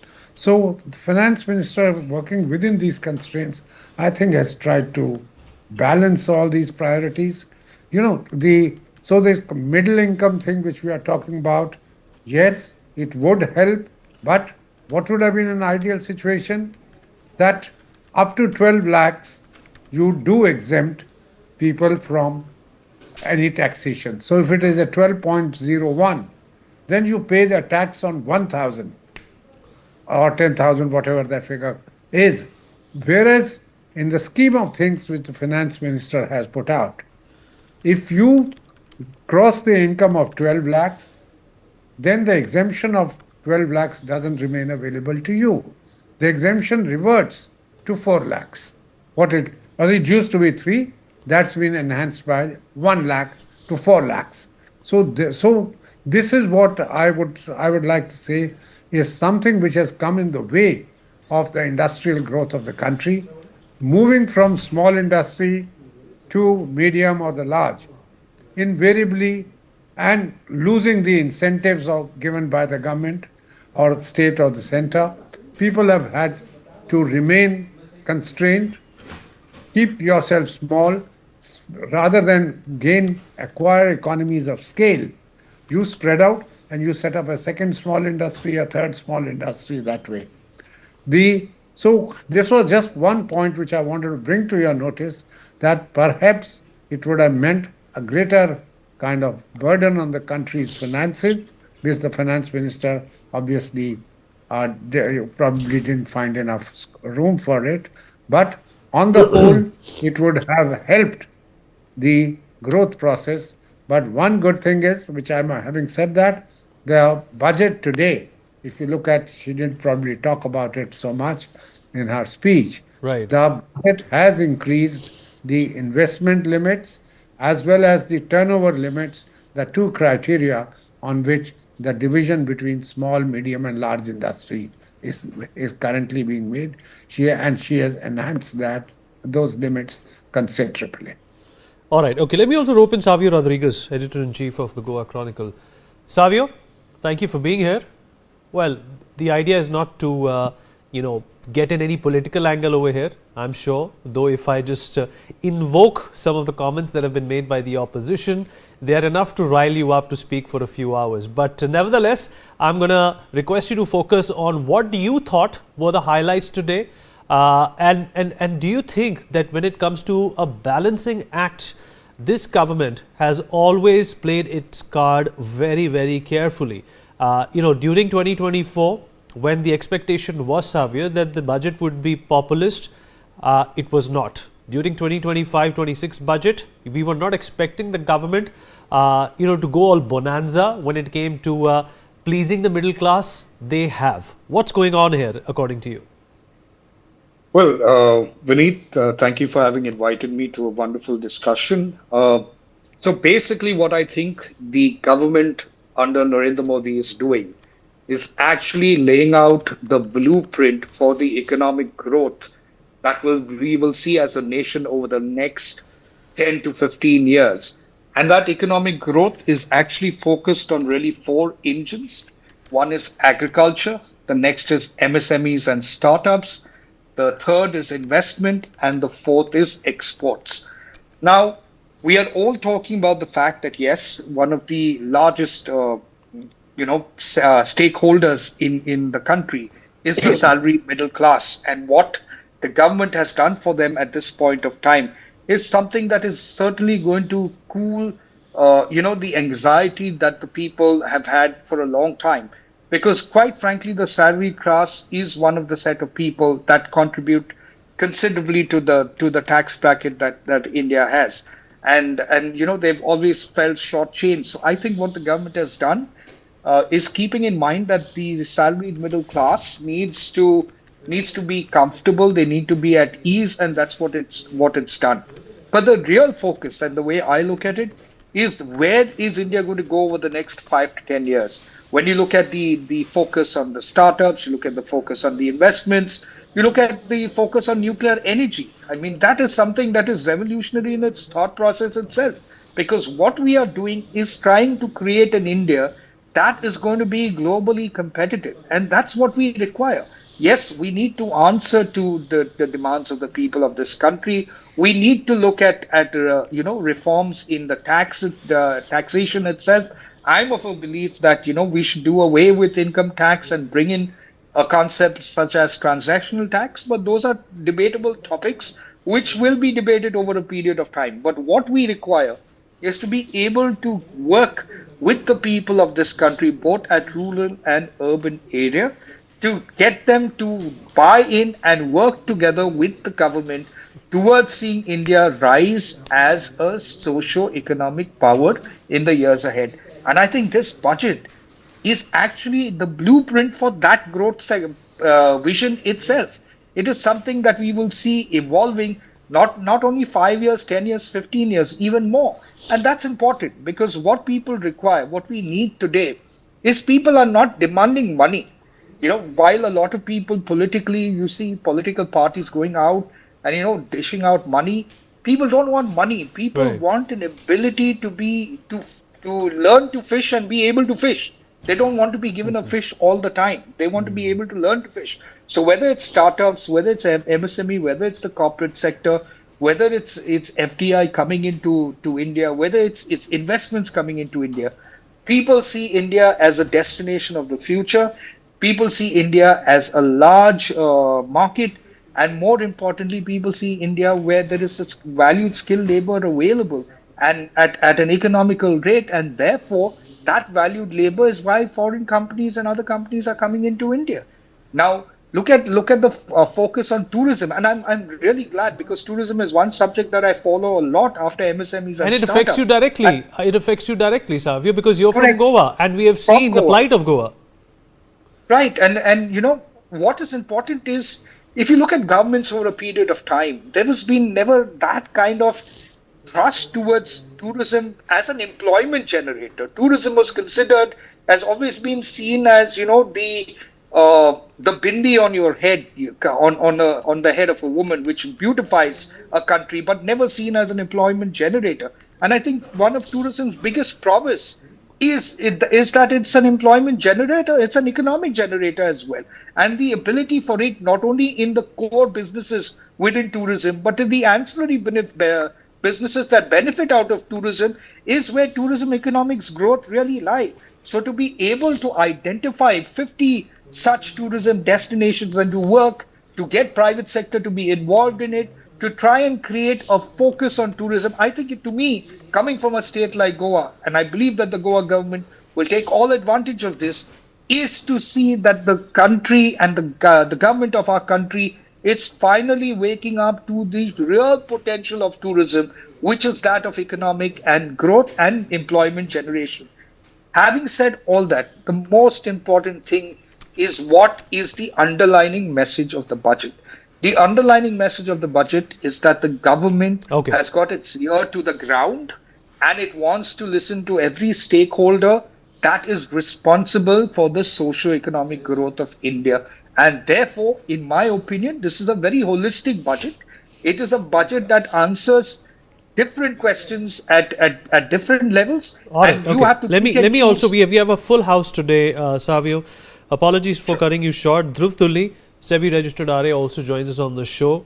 Dhruv, thank you for joining us. Well, the stock markets, when they wake up on Monday, are they going to rally behind the budget? There was a dip in the stock market, just a few days back. It is picking up, but it's not reached the level that, we got so accustomed to a couple of months ago. And this is being hailed as a correction. But the fact of the matter is that, this budget does address what you call the positive symptom that stock markets usually rely on to rally ahead. Would you say so? Thank you, Vineet, for having me. And that's a very, very well thought out and well put out question over there. So the first thing that in my experience, which I would like to say is that, in my life, I've basically seen about 10 budgets, back to back ever since Jaitley served was there. But, in my experience, it's not a very good idea to predict the market right after the budget, because your markets will take time to kind of settle in. They take around, let's say a week or 10 days to kind of find the direction. The other thing when it comes to a budget like this, which was presented a few hours back, is that, this budget will act as a tailwind and not as a headwind, right? And the reason why I'm basically saying is that this budget will act as a tailwind and not as a headwind for the markets is that, this budget primarily focused on increasing your disposable income for, people. Obviously, there are some good parts about that. There are some bad parts about that as well. That there's an exemption limit of 12 lakhs as well, but apart from that, a person who's making just 12.1 12.2 lakhs, that person would still not fall into that tax exemption limit. He would still have to pay the entire taxable income. So that does not put a lot of disposable income into the hands of a person who's making 12.1 12.2 something around that part as well, right? What we need to focus on when it comes to the markets over here is going to be two data sets, which I basically look at very closely. One is going to be your quarterly and annual earnings, which are going to come after March. So, since your budget has been announced today, you basically have your entire Feb and March to kind of look into that as well, because what is going to happen is that even today, your FMCG stocks and your consumption stocks, especially your auto sector, also kind of had a good upside movement as well. But what you also kind of see is that, your capex sectors, for example, let's say your railways and defense stocks, they basically had a good 7, 8, 10% correction, which is kind of expected because, your capex has basically come down at, around 10% from the last time it was basically announced, right? So the thing over here is the markets would have liked an increase in capex because that is how your economy kind of grows, and that is one thing which kind of contributes to your GDP when it comes to an in-person hand, and kind of contributes to a per capita income as well. But that unfortunately did not happen, and there's basically a cutback on that as well, right? So the two data set and two data points which we will have to focus is going to be on quarterly earnings as well as annual earnings, which are going to come in March, as well as relative rotation and sector rotations, which are going to happen. Because the entire last year, what you can basically see is that the defense sector and all these sectors basically gave you a good amount of money. but recently there will be a shift of funds coming from these sectors into consumption sector, but we have to kind of wait for these earnings to kind of see as well that how do these play in the short term and the long run as well, right? Apart from that, another data point which I was kind of looking at is that last year there were basically 7.5 crores ITRs which were basically filed, right? And out of those 6.5 crore income tax which taxes which were filed, they basically had an income which was less than 12 lakhs, declared income less than 12 lakhs. So that basically means that using your current regime, that will basically translate that 85% of those people will have a zero tax liability when this regime which was announced today kind of comes into play, right? So the best thing that I would kind of take the markets say when it comes to the markets is that let the dust kind of settle and let the markets kind of find a trend, because historically also what has happened is that the markets have basically gone into a sideways movement post the budget, and apart from that it has basically taken a trend, and majorly it has gone into an uptrend, but the best way to do it is kind of let it go on for the next 8-10 days at least, and then basically see where the market basically goes, right? Apart from that, one thing which I kind of I'm kind of scared over here is that this reduction in tax, right? So whatever this new tax regime is basically done is basically differentiated your tax as well. So there's a difference of 1 lakh rupees as well for a person who's making 25-30 lakhs as well. Right. So he's giving tax by, let's say, 1 lakhs as well. But this reduction in tax, right, whether it be for the person who's sitting in an exempted limit, or whether it be for a person who's basically in a 25, 30, 40 lakh zone and he's also saving a bit, but the difference over here is that this should not be kind of compensated by an increase in GST in your next GST council meet as well, because then it kind of defeats the entire purpose of you guys, kind of giving exemptions and you giving a reduction in tax rates as well, because end of the day then your disposable income will still remain the same, but your inflation and food inflation and other things in the country will kind of increase at a steady pace that basically happens over here, right? So fiscal deficit. Okay, all right. Okay, fair enough. Let me also open Mr. Hussain Duhadwala, co-CEO of Crimson School. Hussain, thank you for joining us and being here. Yeah, hi, good evening. Thank you for having me. Well, of course, pretty much, education is what you would have focused on, considering the fact that Vinesh has already weighed in on what the education sector is likely to gain from this budget. What were your takeaways? So I think for me, the biggest takeaway was the AI in education and the focus on developing the center of excellence. I think for a long time, we've seen, we've had classroom sizes of 40, 50, 60 kids. While the Right to Education Act came in and limited that to 40 kids, still ensuring personalized learning pathways or learning journeys always remains a challenge. We also have a huge teacher shortage.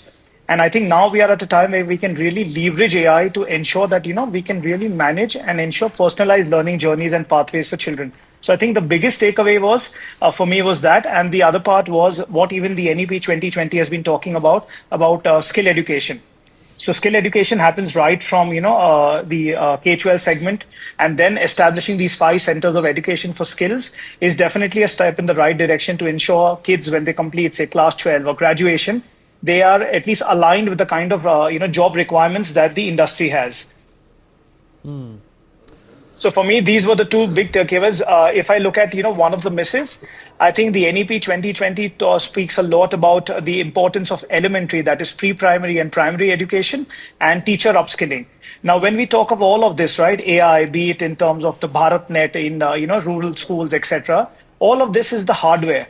Now, what about the software or the teacher who's actually going to implement this? Again, something what Mr. Khan spoke about. Implementation is the key. And I think that's where the real challenge lies. How do we upskill our teachers so that we can really ensure we can leverage all this great technology, we can leverage the hardware that we have to ensure the learning outcomes can be improved? Because I think that remains a big challenge. Those are valid points. In fact, I'm going to go to the big screen and, in fact, also lay out what were some of the other big announcements that this government wanted to focus on. What's in it, for everyone, for farmers. And of course, when you talk about the farmers, the Dhan Dhanya Krishi Yojana is something that the finance minister spoke elaborately about. 100 districts, according to today's promise, with low yields, moderate crop intensity and below average parameters will get some sort of a relief. The converge existing schemes is obviously big on the agenda. Undertake partnerships with other states as well. States should not be looked at in silos. There should be an overlap in terms of mutual agenda, mutual safety as well as mutual benefit. Limit enhanced from rupees 3 lakhs to 5 lakhs, and this is the Kisan credit card that I spoke about, which is of course a transformational endeavor by the government. The Atmanirbharta program, which is a 6-year program for pulses to gain self-sufficiency in production as well. Of course, this is something which has been science-based, science-backed and science motivated as well. Comprehensive program that are going to be launched will include raising vegetables and fruit production and providing remunerative prices as well. Because of seasonal crops, there are many a times that farmers suffer losses. That will account for that as well. There is a national mission that has been announced today on high yielding seeds as well, which is focused on pest resistant and climate resilient seeds as well. Of course, this has become a very, very important facet of consumption and making sure that the vegetables and fruits that we eat are not laden with pesticides. 5-year mission to boost cotton productivity as well, ensure higher yields and improve sustainability. This is of course a competition which India has been having with Bangladesh as well, as Bangladesh at one point in time just a couple of years ago was the highest producer and exporter of cotton goods. Makhana board in Bihar is going to be established.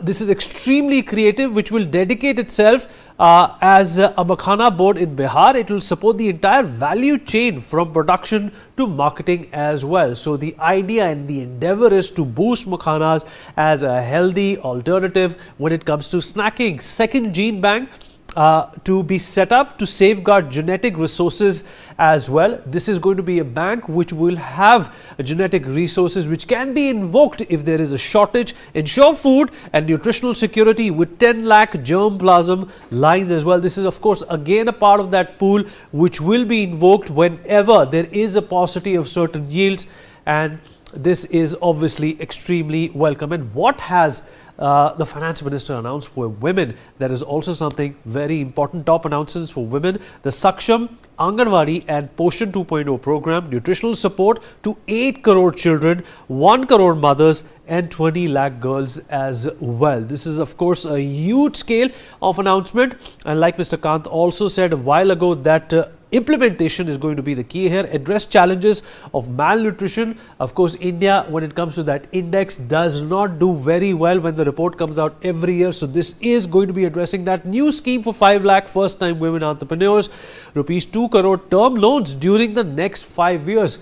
This is of course a handy amount which women can use, and of course this will also facilitate the ecosystem in which children will be healthier. Children will in fact be yielding more output. All right, we'll continue with this conversation at this point in time.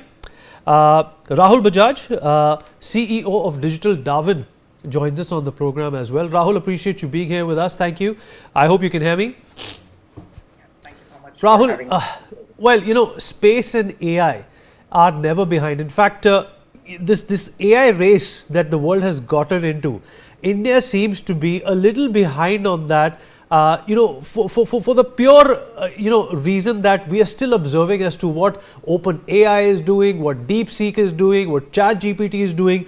Based on the budget that was put out today, do you think that it's only a matter of time that, India too will have its own curve of implementation and progress when it comes to AI, keeping in mind that the government is not far behind when it comes to digital endeavors? The key remains in the implementation. As I said, that India is not going to be behind in the implementation phase. So the key is ensuring that we are using the models that are available, getting to implementing AI for good, rather than getting into the race of creating a model just for the sake of calling it an Indian model.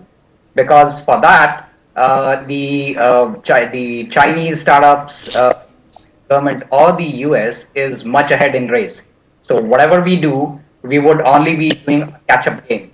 Rather, just like what we did for the UPI, what we've done, initiated rather, on the health sector, Abha, if AI could be implemented with those particular foundational models that are already available, and there are a lot of open source models that can be fine-tuned, that can be tuned for Indian use cases. But the key would be that we implement those particular use cases for us. All right, fair enough. Valid points there. Okay, let's also talk about defense a little bit. General Sudhakar ji here with us. General Sudhakar ji, thank you so much for being here. The government obviously proposes that more investment needs to be made when it comes to the defense sector, and I'm going to say this and lay this out again, that the government does not want to be an importer anymore. It wants to export, and it wants the bottom line of our GDP. It wants the exchequer to be pleased with the kind of remuneration and money that India can bring in when it comes to defense exports. Are you aligned with this, with the government's vision when it comes to that? Vinit, good evening. Thank you for getting me to the show, and very compliments to the very distinguished and esteemed panelists. It's a treat to listen to each one of them. As regards the question which you are asking, my understanding and take is that here is a budget which is basically being developed with a premise to shape the Indian economy to what Mr. Savio very rightly articulated. Our aim is to look for a $30 trillion economy with 18,000 plus per capita income and export-oriented income. So that is what we are looking by 2047, and minimum import. We have to be self-reliant. Atmanirbhar Bharat has to be the center of gravity of everything. So we have to be self-dependent, self-reliant. I think this is a very conceptual articulation which Mr. Savio made, and I must compliment him for that. And so keeping this in the backdrop, I think the Indian economy, this particular budget has been developed on the premise of what is the geopolitical churn which is taking place, which has started unfolding post-pandemic, 2020 onwards, let's say, and the supply chain disruption and the price rise all over the world, and India being the brightest spot. When I say the brightest spot, what I mean is India is a country which should rightfully feel proud of having 500 million consumers with the capability of spending $12 a day. It's not me. I am not saying this. It is a central organization in the United Nations who has given out this data.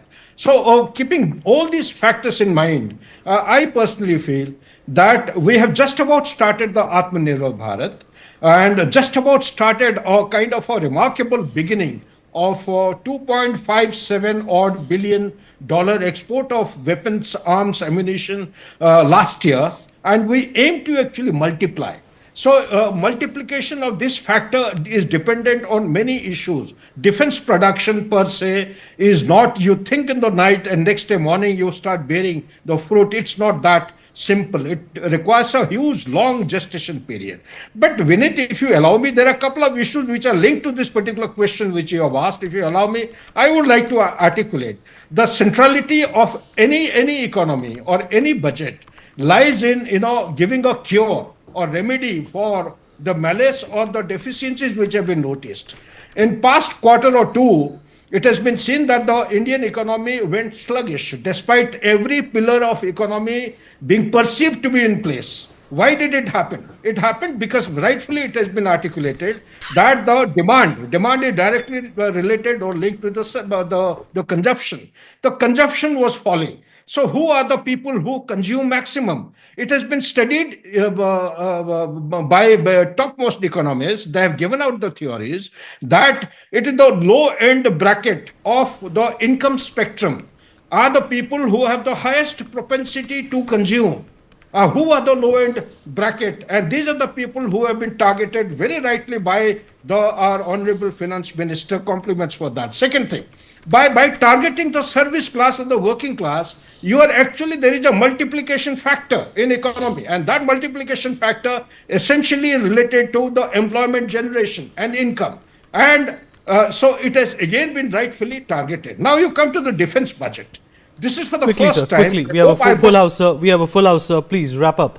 Okay. Two more lines. I hope I got the figures right. This is for the first time after a declining statistics between 2012-13 to 2024.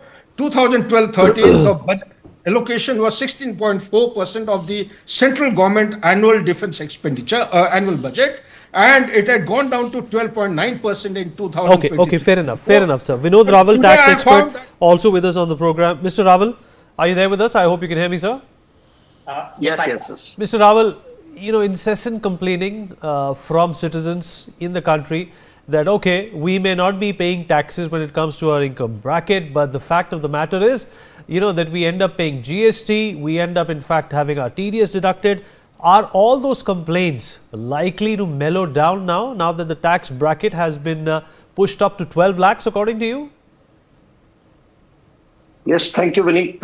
Like the finance minister budget, you have kept the part B at the end of the whole debate. So it's fine. She also said that I will be putting the numbers later. Saving the best for the last, sir. Saving the best for the last. I understand. Thank you. Thank you for taking me in this debate. The thing is actually that, yes, 12 lakhs rupees. Now there is no income tax. For TDS, there are some rationalization. The slab rates, the threshold limits has gone up. For the slabs, I think this is the best the percentages which has been given now. It is giving you a benefit of 35,000 rupees to around 2 lakhs rupees if your income is around 25 lakhs rupees. So everybody is getting benefited with that. And in addition to that, a week ago, they have given an 8th pay commission also. For the salary, they have an additional 75,000 rupees standard deduction, which also adds up to this. So up to an income of 12 lakhs 75,000 rupees, there is no tax now. However, if your income is above 12 lakhs rupees, I was right when I was listening to the other panelists, that if it is more than 12 lakhs, then he has to pay the taxes on the earlier income also. Actually, sir, this is the rebate given to the people who has an income up to 12 lakhs rupees, means a lakh rupees per month he's making. So government is subsidizing that 60,000 rupees tax out of their own pocket under section 87A. Whereas if your income is more than that, you don't need that subsidy. So certainly you have to pay taxes on that. There may be some rationalization if your income is 12 lakhs and 1,000, so you're not paying 60,000 rupees tax in that case. So that, I think, modalities will be coming later on. So that is there. So now, if you really compare the tax slabs, earlier it was 3 lakhs and above the tax rates were getting changed. There was lesser tax slabs. Now the tax slabs have also been stretched down from 15 lakhs to 24 lakhs. So 30% tax is now payable after 24 lakhs. They have not reduced this, but the most of the numbers has come in this bracket because there are very less people who are below that amount. So now the thing is, as it was being said, that there are few people, around 8 crore people file their tax returns, and out of that, 80% are in this segment. It has been proven test in last decades by every country that whenever there is a tax slab relaxations, the income goes high. The reason is disposable income. Right, they sir. get more money to spend, they pay more income taxes, they pay more GSTs, and with that cycle, the country gets more money, and person also gets wealthier with that. All right, so sir. I feel for the middle class, this is a bonanza, as you rightly mentioned. Bonanza for the middle class. But let me invoke Mr. Vinesh Menon, Director General FICCI, arise into this conversation once again. Vinesh, I just read out some of the incentives that have been announced for women and how that is likely to also facilitate the children who are associated with their moms. What do you make of this connection, and how is this going to help the education ecosystem from the ground up? I think, can you hear me, Vinny? Yes, loud and clear. Okay, I think a large portion of the SOPs are to do with the Anganwadi workers and the folks who actually work on the ground with Anganwadis, which take care of children between 6 months to 6 years of age. Of course, pregnant mothers is one part of it, but they also help children get their early education in these Anganwadis, and that I think makes a lot of difference. Very important. NEP has emphasized on this particular area that before the age of 7, a child garners the maximum input of what's going around him or her, and therefore I think that's a very important step that has been taken. So I think women, we all know that to a large extent, if you look at the entire education ecosystem, a large portion of the percentage of the teaching staff in the education sector, they are women, and I think what they bring to the table as teachers, I think are critical, and I think any amount of SOPs that are needed to take care of that area would be is certainly welcome. All right, fair enough. Let me, in fact, once again bring in Savio into this conversation. Savio, if you're there with us. I am. All right, Savio, we've been in multiple debates where we always talk about, what India needs to do to get ahead of China. And they say that the fastest way to get somewhere is slowly. Do you think India has definitely mastered the art of not rushing into any kind of a competition, but actually realizing that with the kind of complication and administrative issues India has, the budget has to be treated from an angle which spells out a cohesive increase in efforts, not immediate? The biggest problem that some people have as far as opinions are concerned is that competition is about, winning in a particular segment or in a particular skill set. But what if two people are not in that same particular skill set? Then that competition is not even. So the real game of geopolitics is not India versus China or India versus US. It is India versus India's strengths itself. India can create, let's say let me give you this example in this way. Let's say there's somebody who's very good at cricket and, the world admires cricket. But there is another person that's not good at cricket. Maybe that person's good at sepak takraw, which is a sport very few people play. But you have somebody who wins laurels in sepak takraw for the country. Are you going to say he's less than the cricketer as far as his commitment to that sport is?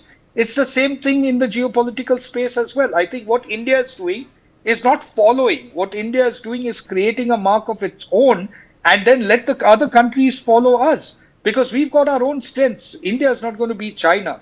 And we don't want India to be China. The political setups are different.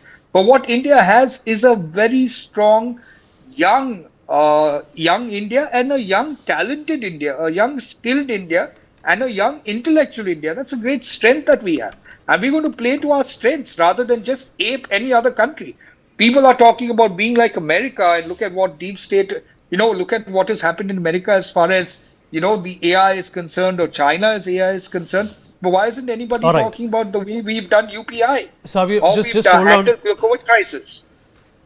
Yeah, you're absolutely right. And this is a point that definitely needs to be pondered over. Mr. Shashi Tharoor, Member of Parliament, also joins us on the broadcast at this point in time. Mr. Tharoor, appreciate you speaking with us. This is Vineet. So, your initial assessment of what this budget entails and how it's going to, in fact, create India into a very robust economy. Well, I'm afraid I find it a rather underwhelming budget. If you're a salaried taxpayer with a decent income, this may put a little more money in your pocket, and certainly if you're living in Delhi and Bihar, the government hopes you'll be grateful to the ruling party when the elections come around this year. But short of that, this budget does not address any of the central issues that we have been raising before the budget that we hope the finance minister would address. First and foremost is the problem of unemployment. If you don't have a job, then tax relief is academic because you don't have a salary. And the problem is that large numbers of our young people are unemployed. We hold the world's record for youth unemployment. We have the world's record for the number of college-educated unemployed in our country. And that's a very dismaying situation. Secondly, there's some real worry about investment. Where is investment going to come from? This government can say grand things about manufacturing and exports, but manufacturing will not come without investment. Without investment, you won't get jobs and you won't get exports.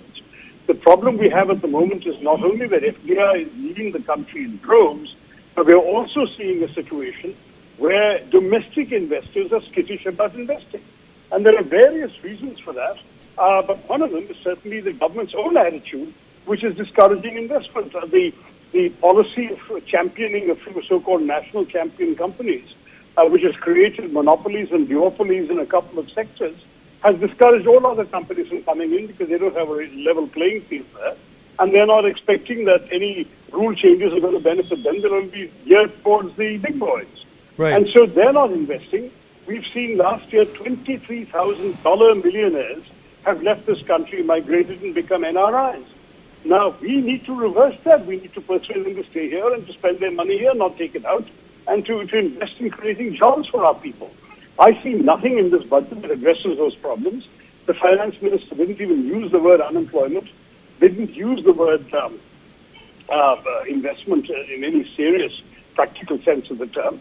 And already last year, you remember, she'd announced an employment-linked incentive scheme for which they budgeted 10,000 crores. They only managed to cut the budget down to 6,000, and they haven't generated enough jobs from that scheme last year. So this year, there's no longer talk of that. Where is employment going to come from? These are my big concerns. There are many other concerns, but this is why I feel much less excited about the middle-class tax cut, because it's not going to address these larger questions. But Mr. Tharoor, the government says that, the tenets of economic growth have been maintained despite, the pandemic wreaking havoc just a few years ago. If you talk about a sustainable and a consistent GDP growth, that's taken place. And even if you talk about inflation, as compared to what it was in the UP era, the government maintains it's under control. How do you respond to that? Well, it's actually not accurate. The growth rate has gone down. We've seen that even by last year's projections, this year's projection is lower. And global projections by bodies like the IMF are even lower still. Secondly, as far as the question of inflation is concerned, baseline inflation is 5% from September onwards. Where has inflation gone down? So even though you're putting more money in the pockets of the middle class, that money that they have in their pocket is going to go much less far than it went 1 year ago, let alone 5 years ago. So inflation has also eroded the nominal value of people's incomes. I'm sorry, I don't mean to rain on the parade. It's nice to be having some sort of feel-good messages coming out of the government for a change. But in this particular instance, we've got to look at realistic assessments. Viksit Bharat cannot be a reality at the kind of a very modest growth rate we're seeing now. Where even if you get 6.4, you need a minimum of consistent 8% for the next 22 years to get to the kind of economy the Prime Minister wants us to be. Aspirations are all very well, and I applaud the aspiration. But let's understand we don't have a realistic pattern to get there yet. All right, Mr. Tharoor, appreciate you taking out the time and speaking with us. Thank you so much, sir. Savio, 20 seconds to respond to that. We've run out of time. Well, I have a lot of respect for Mr. Tharoor, but he Mr. said that Tharoor the finance minister did not even mention the word unemployment. Did you find that surprising? No, I didn't find that surprising, because I've come to realize that people like Mr. Tharoor from the Congress will see a beautiful bride, but they will still find a fault with the bride, saying her bindi is not put correct or her jewels are not of the highest quality.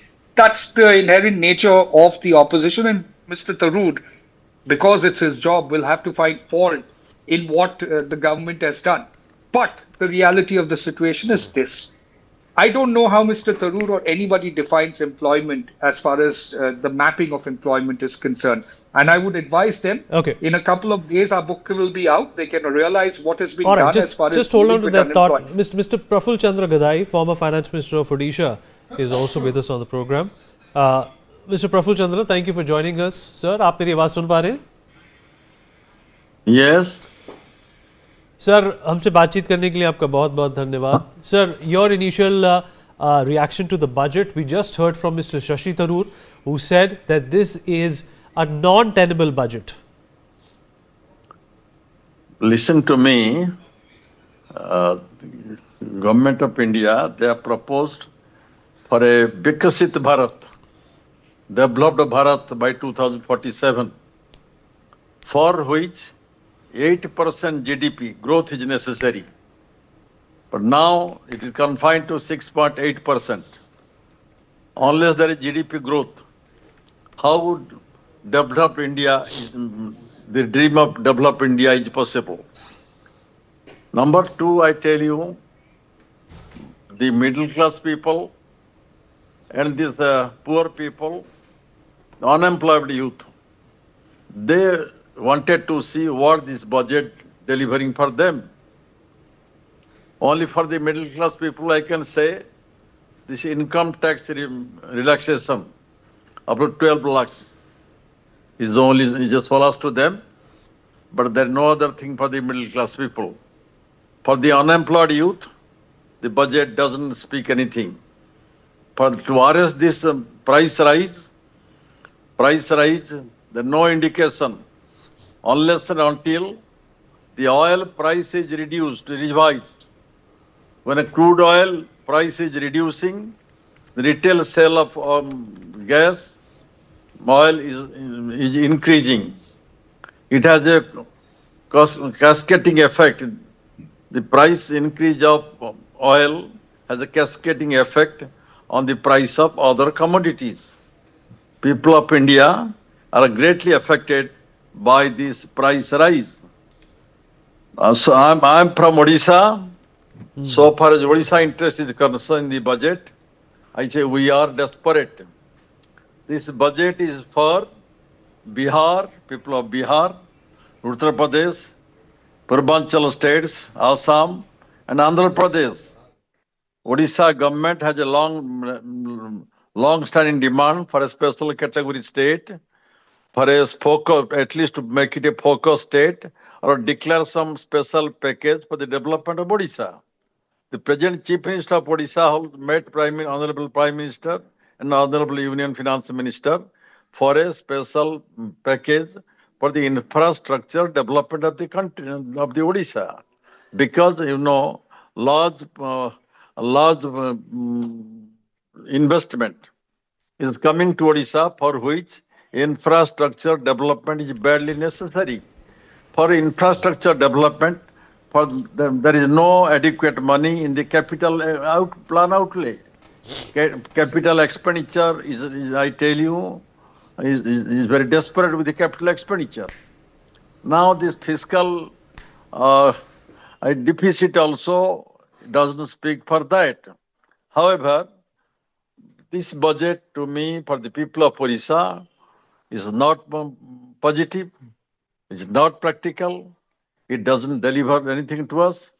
For Odisha, because of political, for Bihar, for political reasons, there is a greenfield airport, there is Makhan board, there is a lot of money for the expansion of the university, Patna University and IITs, lot of money for Gujarat, Uttar Pradesh and Purbanchal.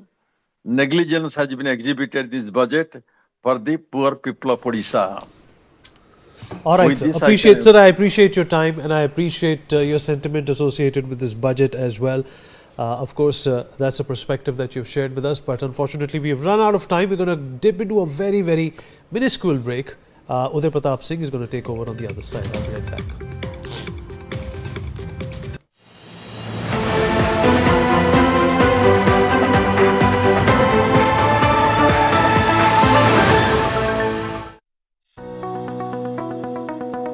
Uttar Pradesh की योगी सरकार प्रदेश के आर्थिक विकास के साथ साथ कानून व्यवस्था को भी दुरुस्त कर रही है। यातायात व्यवस्था को सुचारू तरीके से संचालित करने के लिए मुख्यमंत्री योगी आदित्यनाथ ने ट्रैफिक पुलिस में महिलाओं को भी शामिल करने का फैसला किया है। 30% बेटियों को भर्ती करेंगे, जिससे सड़कों पर शोहदों को ठीक उपचार कर सकें। यूपी ट्रैफिक पुलिस में महिलाओं की अलग से विंग बनेगी। महिला विंग में 10,000 भर्तियां की जाएंगी। महिला निरीक्षक, उप निरीक्षक, सिपाही की अलग से तैनाती। सड़क हादसों में कमी लाने का लक्ष्य। सड़क हादसों में मौतों की संख्या में 50% कमी का लक्ष्य। सभी जिलों में रोड सेफ्टी एक्शन प्लान बनाने के ठोस उपाय। यातायात नियमों का पालन सुनिश्चित करेगी महिला ट्रैफिक पुलिस। सड़क दुर्घटनाओं को रोकने के लिए सुरक्षा उपायों को लागू करवाना। ट्रैफिक नियमों का उल्लंघन करने वालों पर सख्त कार्रवाई की जाएगी। उत्तर प्रदेश की ट्रैफिक पुलिस में महिलाओं के शामिल होने से महिलाओं के लिए रोजगार के अवसर तो खुलेंगे ही, महिला वाहन चालकों के लिए भी सड़क पर सफर करना आसान हो जाएगा। From the banks of the holy Ganga, where millions gather in devotion, the spectacle of spirituality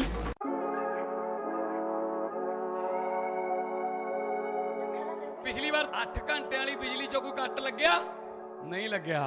ਕੱਟ ਦੀ ਗੱਲ ਤਾਂ ਛੱਡੋ, ਬੱਲਬ ਨੇ ਝਮੱਕਾ ਵੀ ਨਹੀਂ ਮਾਰਨਾ, ਝਮੱਕਾ। ਸਾਨੂੰ ਬਿਲਕੁਲ ਵੀ ਬਿੱਲ ਨਹੀਂ ਆਂਦਾ। ਅਸੀਂ ਬਹੁਤ ਖੁਸ਼ ਹਾਂ ਕਿ ਭਗਵੰਤ ਮਾਨ ਸਰਕਾਰ ਨੇ ਸਾਡੇ ਲਈ ਇਹ ਉਪਰਾਲਾ ਕੀਤਾ ਹੈ। ਜੋ ਸਾਡੇ ਸੀਐਮ ਭਗਵੰਤ ਮਾਨ ਜੀ ਨੇ ਉਹਨਾਂ ਨੇ ਹਰੇਕ ਵਰਗ ਨੂੰ ਦੇਖਦੇ ਹੋਏ ਸਾਰੇ ਜਿਹੜੇ ਵਾਅਦੇ ਆ ਉਹ ਪੂਰੇ ਕਰਦੇ ਹੋਏ ਸਾਡਾ ਬਿਜਲੀ ਦਾ ਬਿੱਲ ਜਿਹੜਾ ਹੈਗਾ ਏ ਉਹ ਜ਼ੀਰੋ ਆਇਆ ਏ। ਮੈਂ ਇੱਕ ਦਿਹਾੜੀਦਾਰ ਬੰਦਾ ਹੈਗਾ ਤੇ ਜਿਹੜਾ ਪਹਿਲਾਂ ਮੈਨੂੰ ਬਿੱਲ ਭਰਨਾ ਬਹੁਤ ਔਖਾ ਲੱਗਦਾ ਸੀਗਾ ਤੇ ਹੁਣ ਮੈਨੂੰ ਬਿੱਲ ਨਹੀਂ ਭਰਨਾ ਪੈਂਦਾ ਤੇ ਮੈਨੂੰ ਬਹੁਤ ਇਸ ਸਰਕਾਰ ਤੇ ਮਾਣ ਹੈ। ਸਰਕਾਰ ਨੇ 600 ਯੂਨਿਟ ਬਿਜਲੀ ਫ੍ਰੀ ਕਰਨ ਦਾ ਫੈਸਲਾ ਲਿਆ ਸੀ। 90% ਘਰਾਂ ਨੂੰ ਉਹਦਾ ਫਾਇਦਾ ਹੋਇਆ। ਅਸੀਂ ਭ੍ਰਿਸ਼ਟਾਚਾਰ ਰੋਕਿਆ, ਅਸੀਂ ਰੈਵਨਿਊ ਦੇ ਹੋਰ ਸਾਧਨ ਵਧਾਏ ਨੇ, ਤਾਂ ਅਸੀਂ ਲੋਕਾਂ ਨੂੰ ਬਿਜਲੀ ਫ੍ਰੀ ਦੇ ਰਹੇ ਹਾਂ ਤੇ ਕਿਸਾਨਾਂ ਨੂੰ ਬਿਜਲੀ ਫ੍ਰੀ ਮਿਲ ਰਹੀ ਹੈ ਤੇ ਇੰਡਸਟਰੀ ਨੂੰ ਵੀ। ਮੇਰਾ ਬਿਜਲੀ ਦਾ ਬਿੱਲ ਪਹਿਲਾਂ 1 ਸਾਲ ਪਹਿਲਾਂ ਆਵਾ ਤਾਂ ਤੇ ਹੁਣ ਵੀ 1 ਸਾਲ ਹੋ ਗਿਆ ਵੀ ਆਂਦਾ ਨਹੀਂ ਹੈਗਾ ਜਦ ਆਹ ਭਗਵੰਤ ਮਾਨ ਦੀ ਸਰਕਾਰ ਬਣੀ ਆ ਜੀ। ਮੁੰਡਾ ਸਾਨੂੰ ਛੋਟਾ ਕਹਿੰਦਾ ਪਿਛਲੀ ਵਾਰੀ ਬਿੱਲ ਕਿੰਨਾ ਆਇਆ ਤਾਂ ਮਾਂ 3500 ਰੁਪਈਆ ਕਹਿੰਦਾ ਐਤਕੀ ਜ਼ੀਰੋ ਆਇਆ। ਮਾਂ ਫਿਰ ਐਸਾ ਮੁੱਖ ਮੰਤਰੀ ਪੂਰੇ ਇੰਡੀਆ ਬਣਨਾ ਚਾਹੀਏ।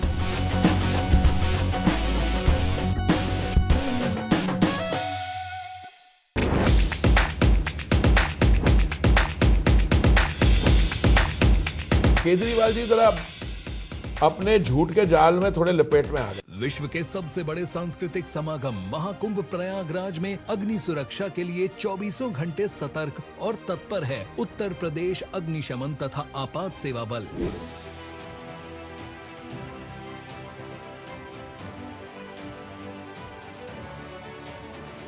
आप भी रहें जागरूक। कुकिंग गैस में अच्छी गुणवत्ता वाले एलपीजी पाइप और रेगुलेटर का प्रयोग करें।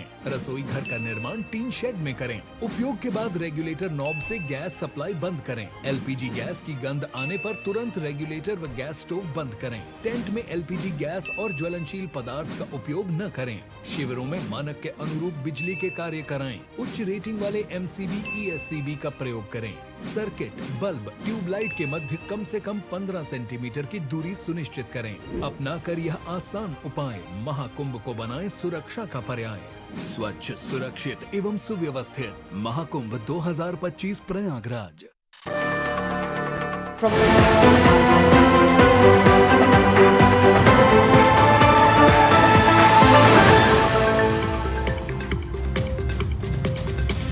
Hello and welcome. I'm Uday Pratap Singh. You're joining us live on Newsx. Our big focus this hour is on the Union Budget 2025. Yes, the first full-fledged government of Modi 3.0 has been presented by Finance Minister Nirmala Sitharaman. And we are, of course, focusing now on some of those key announcements. The FM today announced a credit boost for MSMEs, that is micro, small and medium enterprises, to generate employment, especially for young people. Prime Minister Narendra Modi called this the people's budget to help enterprises achieve higher efficiency for scale, technology upgradation, better access to capital, investment and turnout limits for classification of all MSMEs is going to be enhanced to 2.5 and 2 times respectively. Now this would not only pace the manufacturing sector but would also provide employment opportunities for countless youth of the country. Joining us live now is Jayan Mehta, Managing Director Amul. He's live with us. Jayan Mehta, welcome. Thank you very much for joining us. Before we focus on this specific, that I just brought up on the MSME sector, I'd like to get your take, of course, on that in just a bit. But first, your overall sense of the budget. What did you make of what we've heard today from the Finance Minister? Thank you so much. It's been a fantastic budget. From what we heard from Honorable Finance Minister, agriculture has been identified as an engine for growth. The budget did continue the earlier policies of focusing on the poor, on the youth, on the farmers, and also on the women. And we as dairy cooperatives are closely working with all these groups. But then the biggest boost this budget has given is perhaps to the middle class. So to these 4, we have to add the 5th one, which is the middle class, and in form of middle class is the market. So if you put money in the hands of the customer, obviously that goes back to the producer. So this is one budget which is going to give a big boost to consumption. And we being in the food business, Amul has the largest food brand of India, largest FMCG with a turnover of more than 80,000 crores.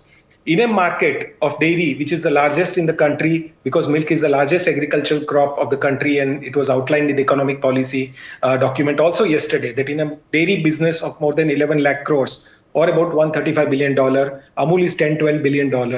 And if consumers pay 100 rupees on Amul products, 80 to 85% goes back to the farmer.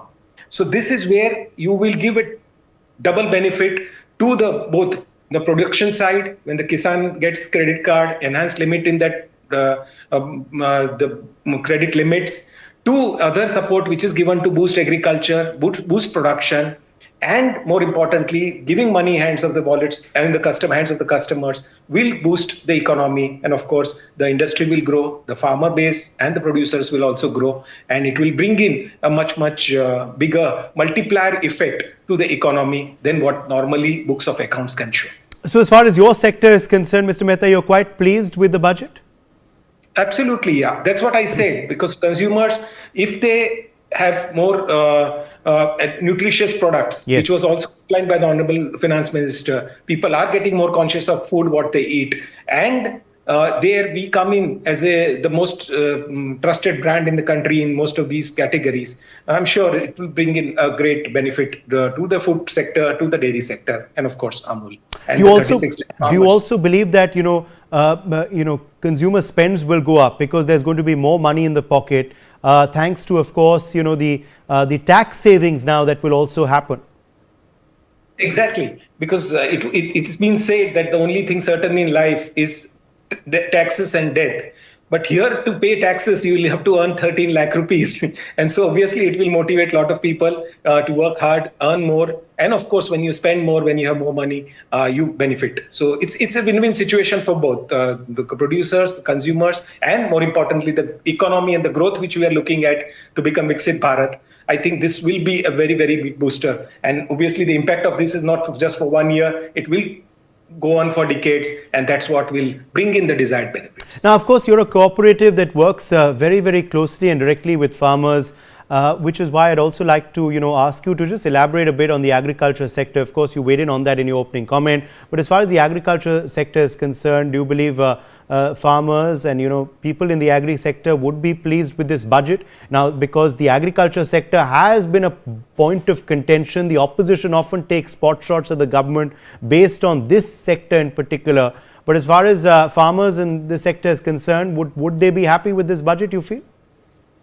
Yes, it will be beneficial for them, because as I mentioned, the budget speaks about agriculture as an engine for growth, and a lot of effort have been made to bring stimuli to this sector to keep growing the way the country grows. And the GDP has been supported by agriculture, which the numbers actually prove.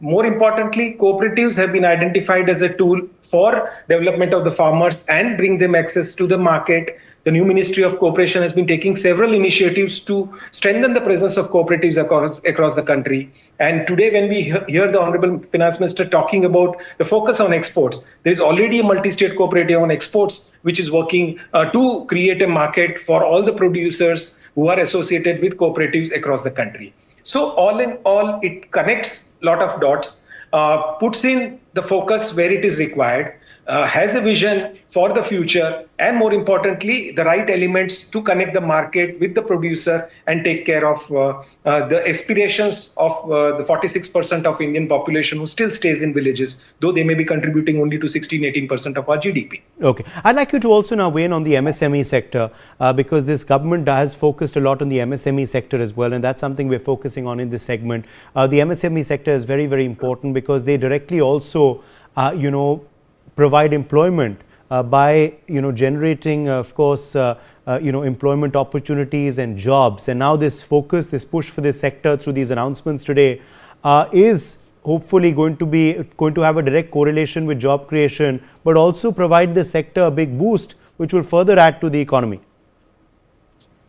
Yes, that's right. Because it's when MSME is the name which was given before we had the words like startup or the entrepreneurship coming in the common lingo. So this is where you are actually nurturing enterprise at the smallest level, then providing them with the capital which is required for growth, giving them access to the market and other support for handholding, encouraging them to use the latest tools, technologies, and take part in the growth of the country.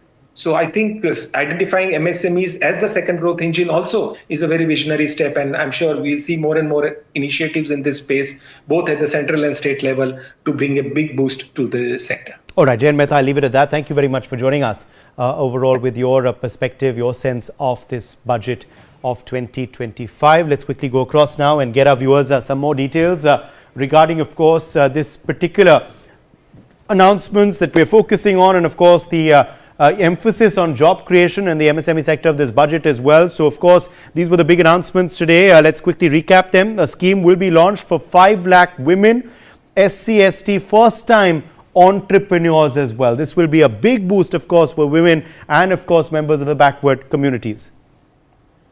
Also, the scheme will provide term loans up to 2 crore rupees during the next 5 years to them. The scheme also includes online capacity building for entrepreneurship as well as managerial skills as well, something of course that will be very, very important,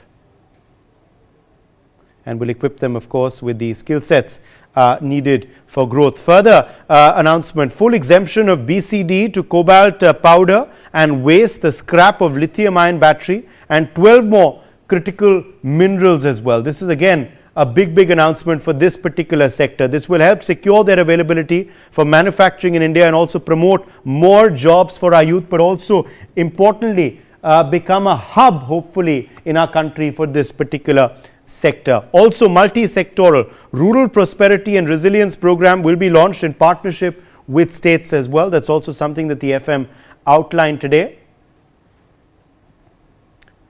This will address underemployment in agriculture through skilling, investment, tech, as well as invigorating the rural economy further.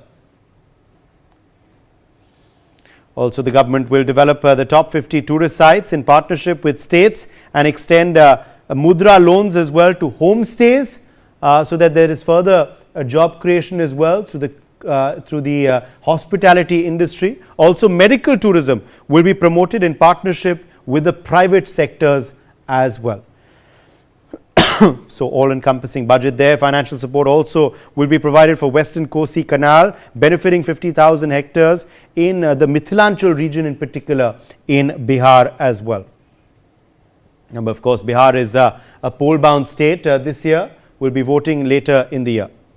Also, revised classification criteria. Now we are of course talking in particular about the MSME and startup sector. Revised classification criteria for MSMEs has been announced, with investment limits increased now 2.5 times. Also, turnover limits are doubled as well. So the ambit of course grows there. Micro enterprises can now have investments up to 25 crore rupees and also a turnover of up to 10 crore rupees. So that limit raised as well. Small enterprises limits have also been raised to 25 crores investment and a turnover of 100 crore rupees. Meanwhile, enhanced credit guarantee cover for MSMEs has been increased from 5 crore rupees to 10 crores as well. Enhanced credit guarantee is expected to generate additional credit of 1.5 lakh rupees, 1.5 lakh crore rupees rather, over the next 5 years alone.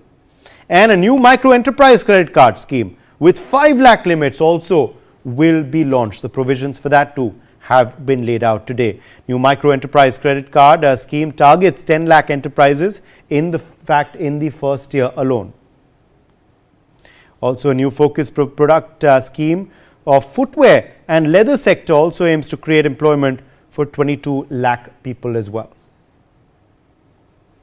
A new focus product scheme is expected to generate exports worth about 1.1 lakh crores. That's also something big that this budget has set out. A scheme for toy sector to focus on developing clusters and skills to create high quality products under the Make in India brand has also been envisioned. The government has announced a national manufacturing mission covering small, medium and large industries to further the Make in India initiative as well. Also, the National Institute of Food Tech, Entrepreneurship and Management will be established, in fact, in Bihar. Meanwhile, this will result in financed income to farmers, also advance employment opportunities for the youth of the nation as well.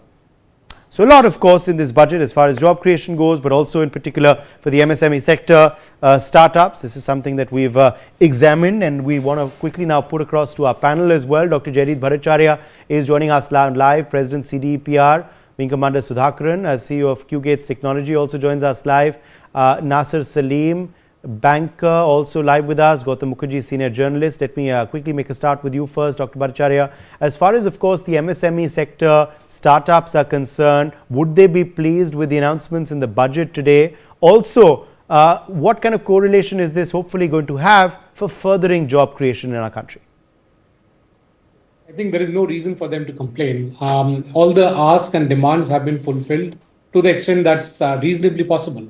It's for now up to the startups and the small enterprises to grow. I think the other key dimension for the ask from startups and the smaller companies is what was captured in the economic survey, that please get out of the way, that the government should not be becoming a bottleneck.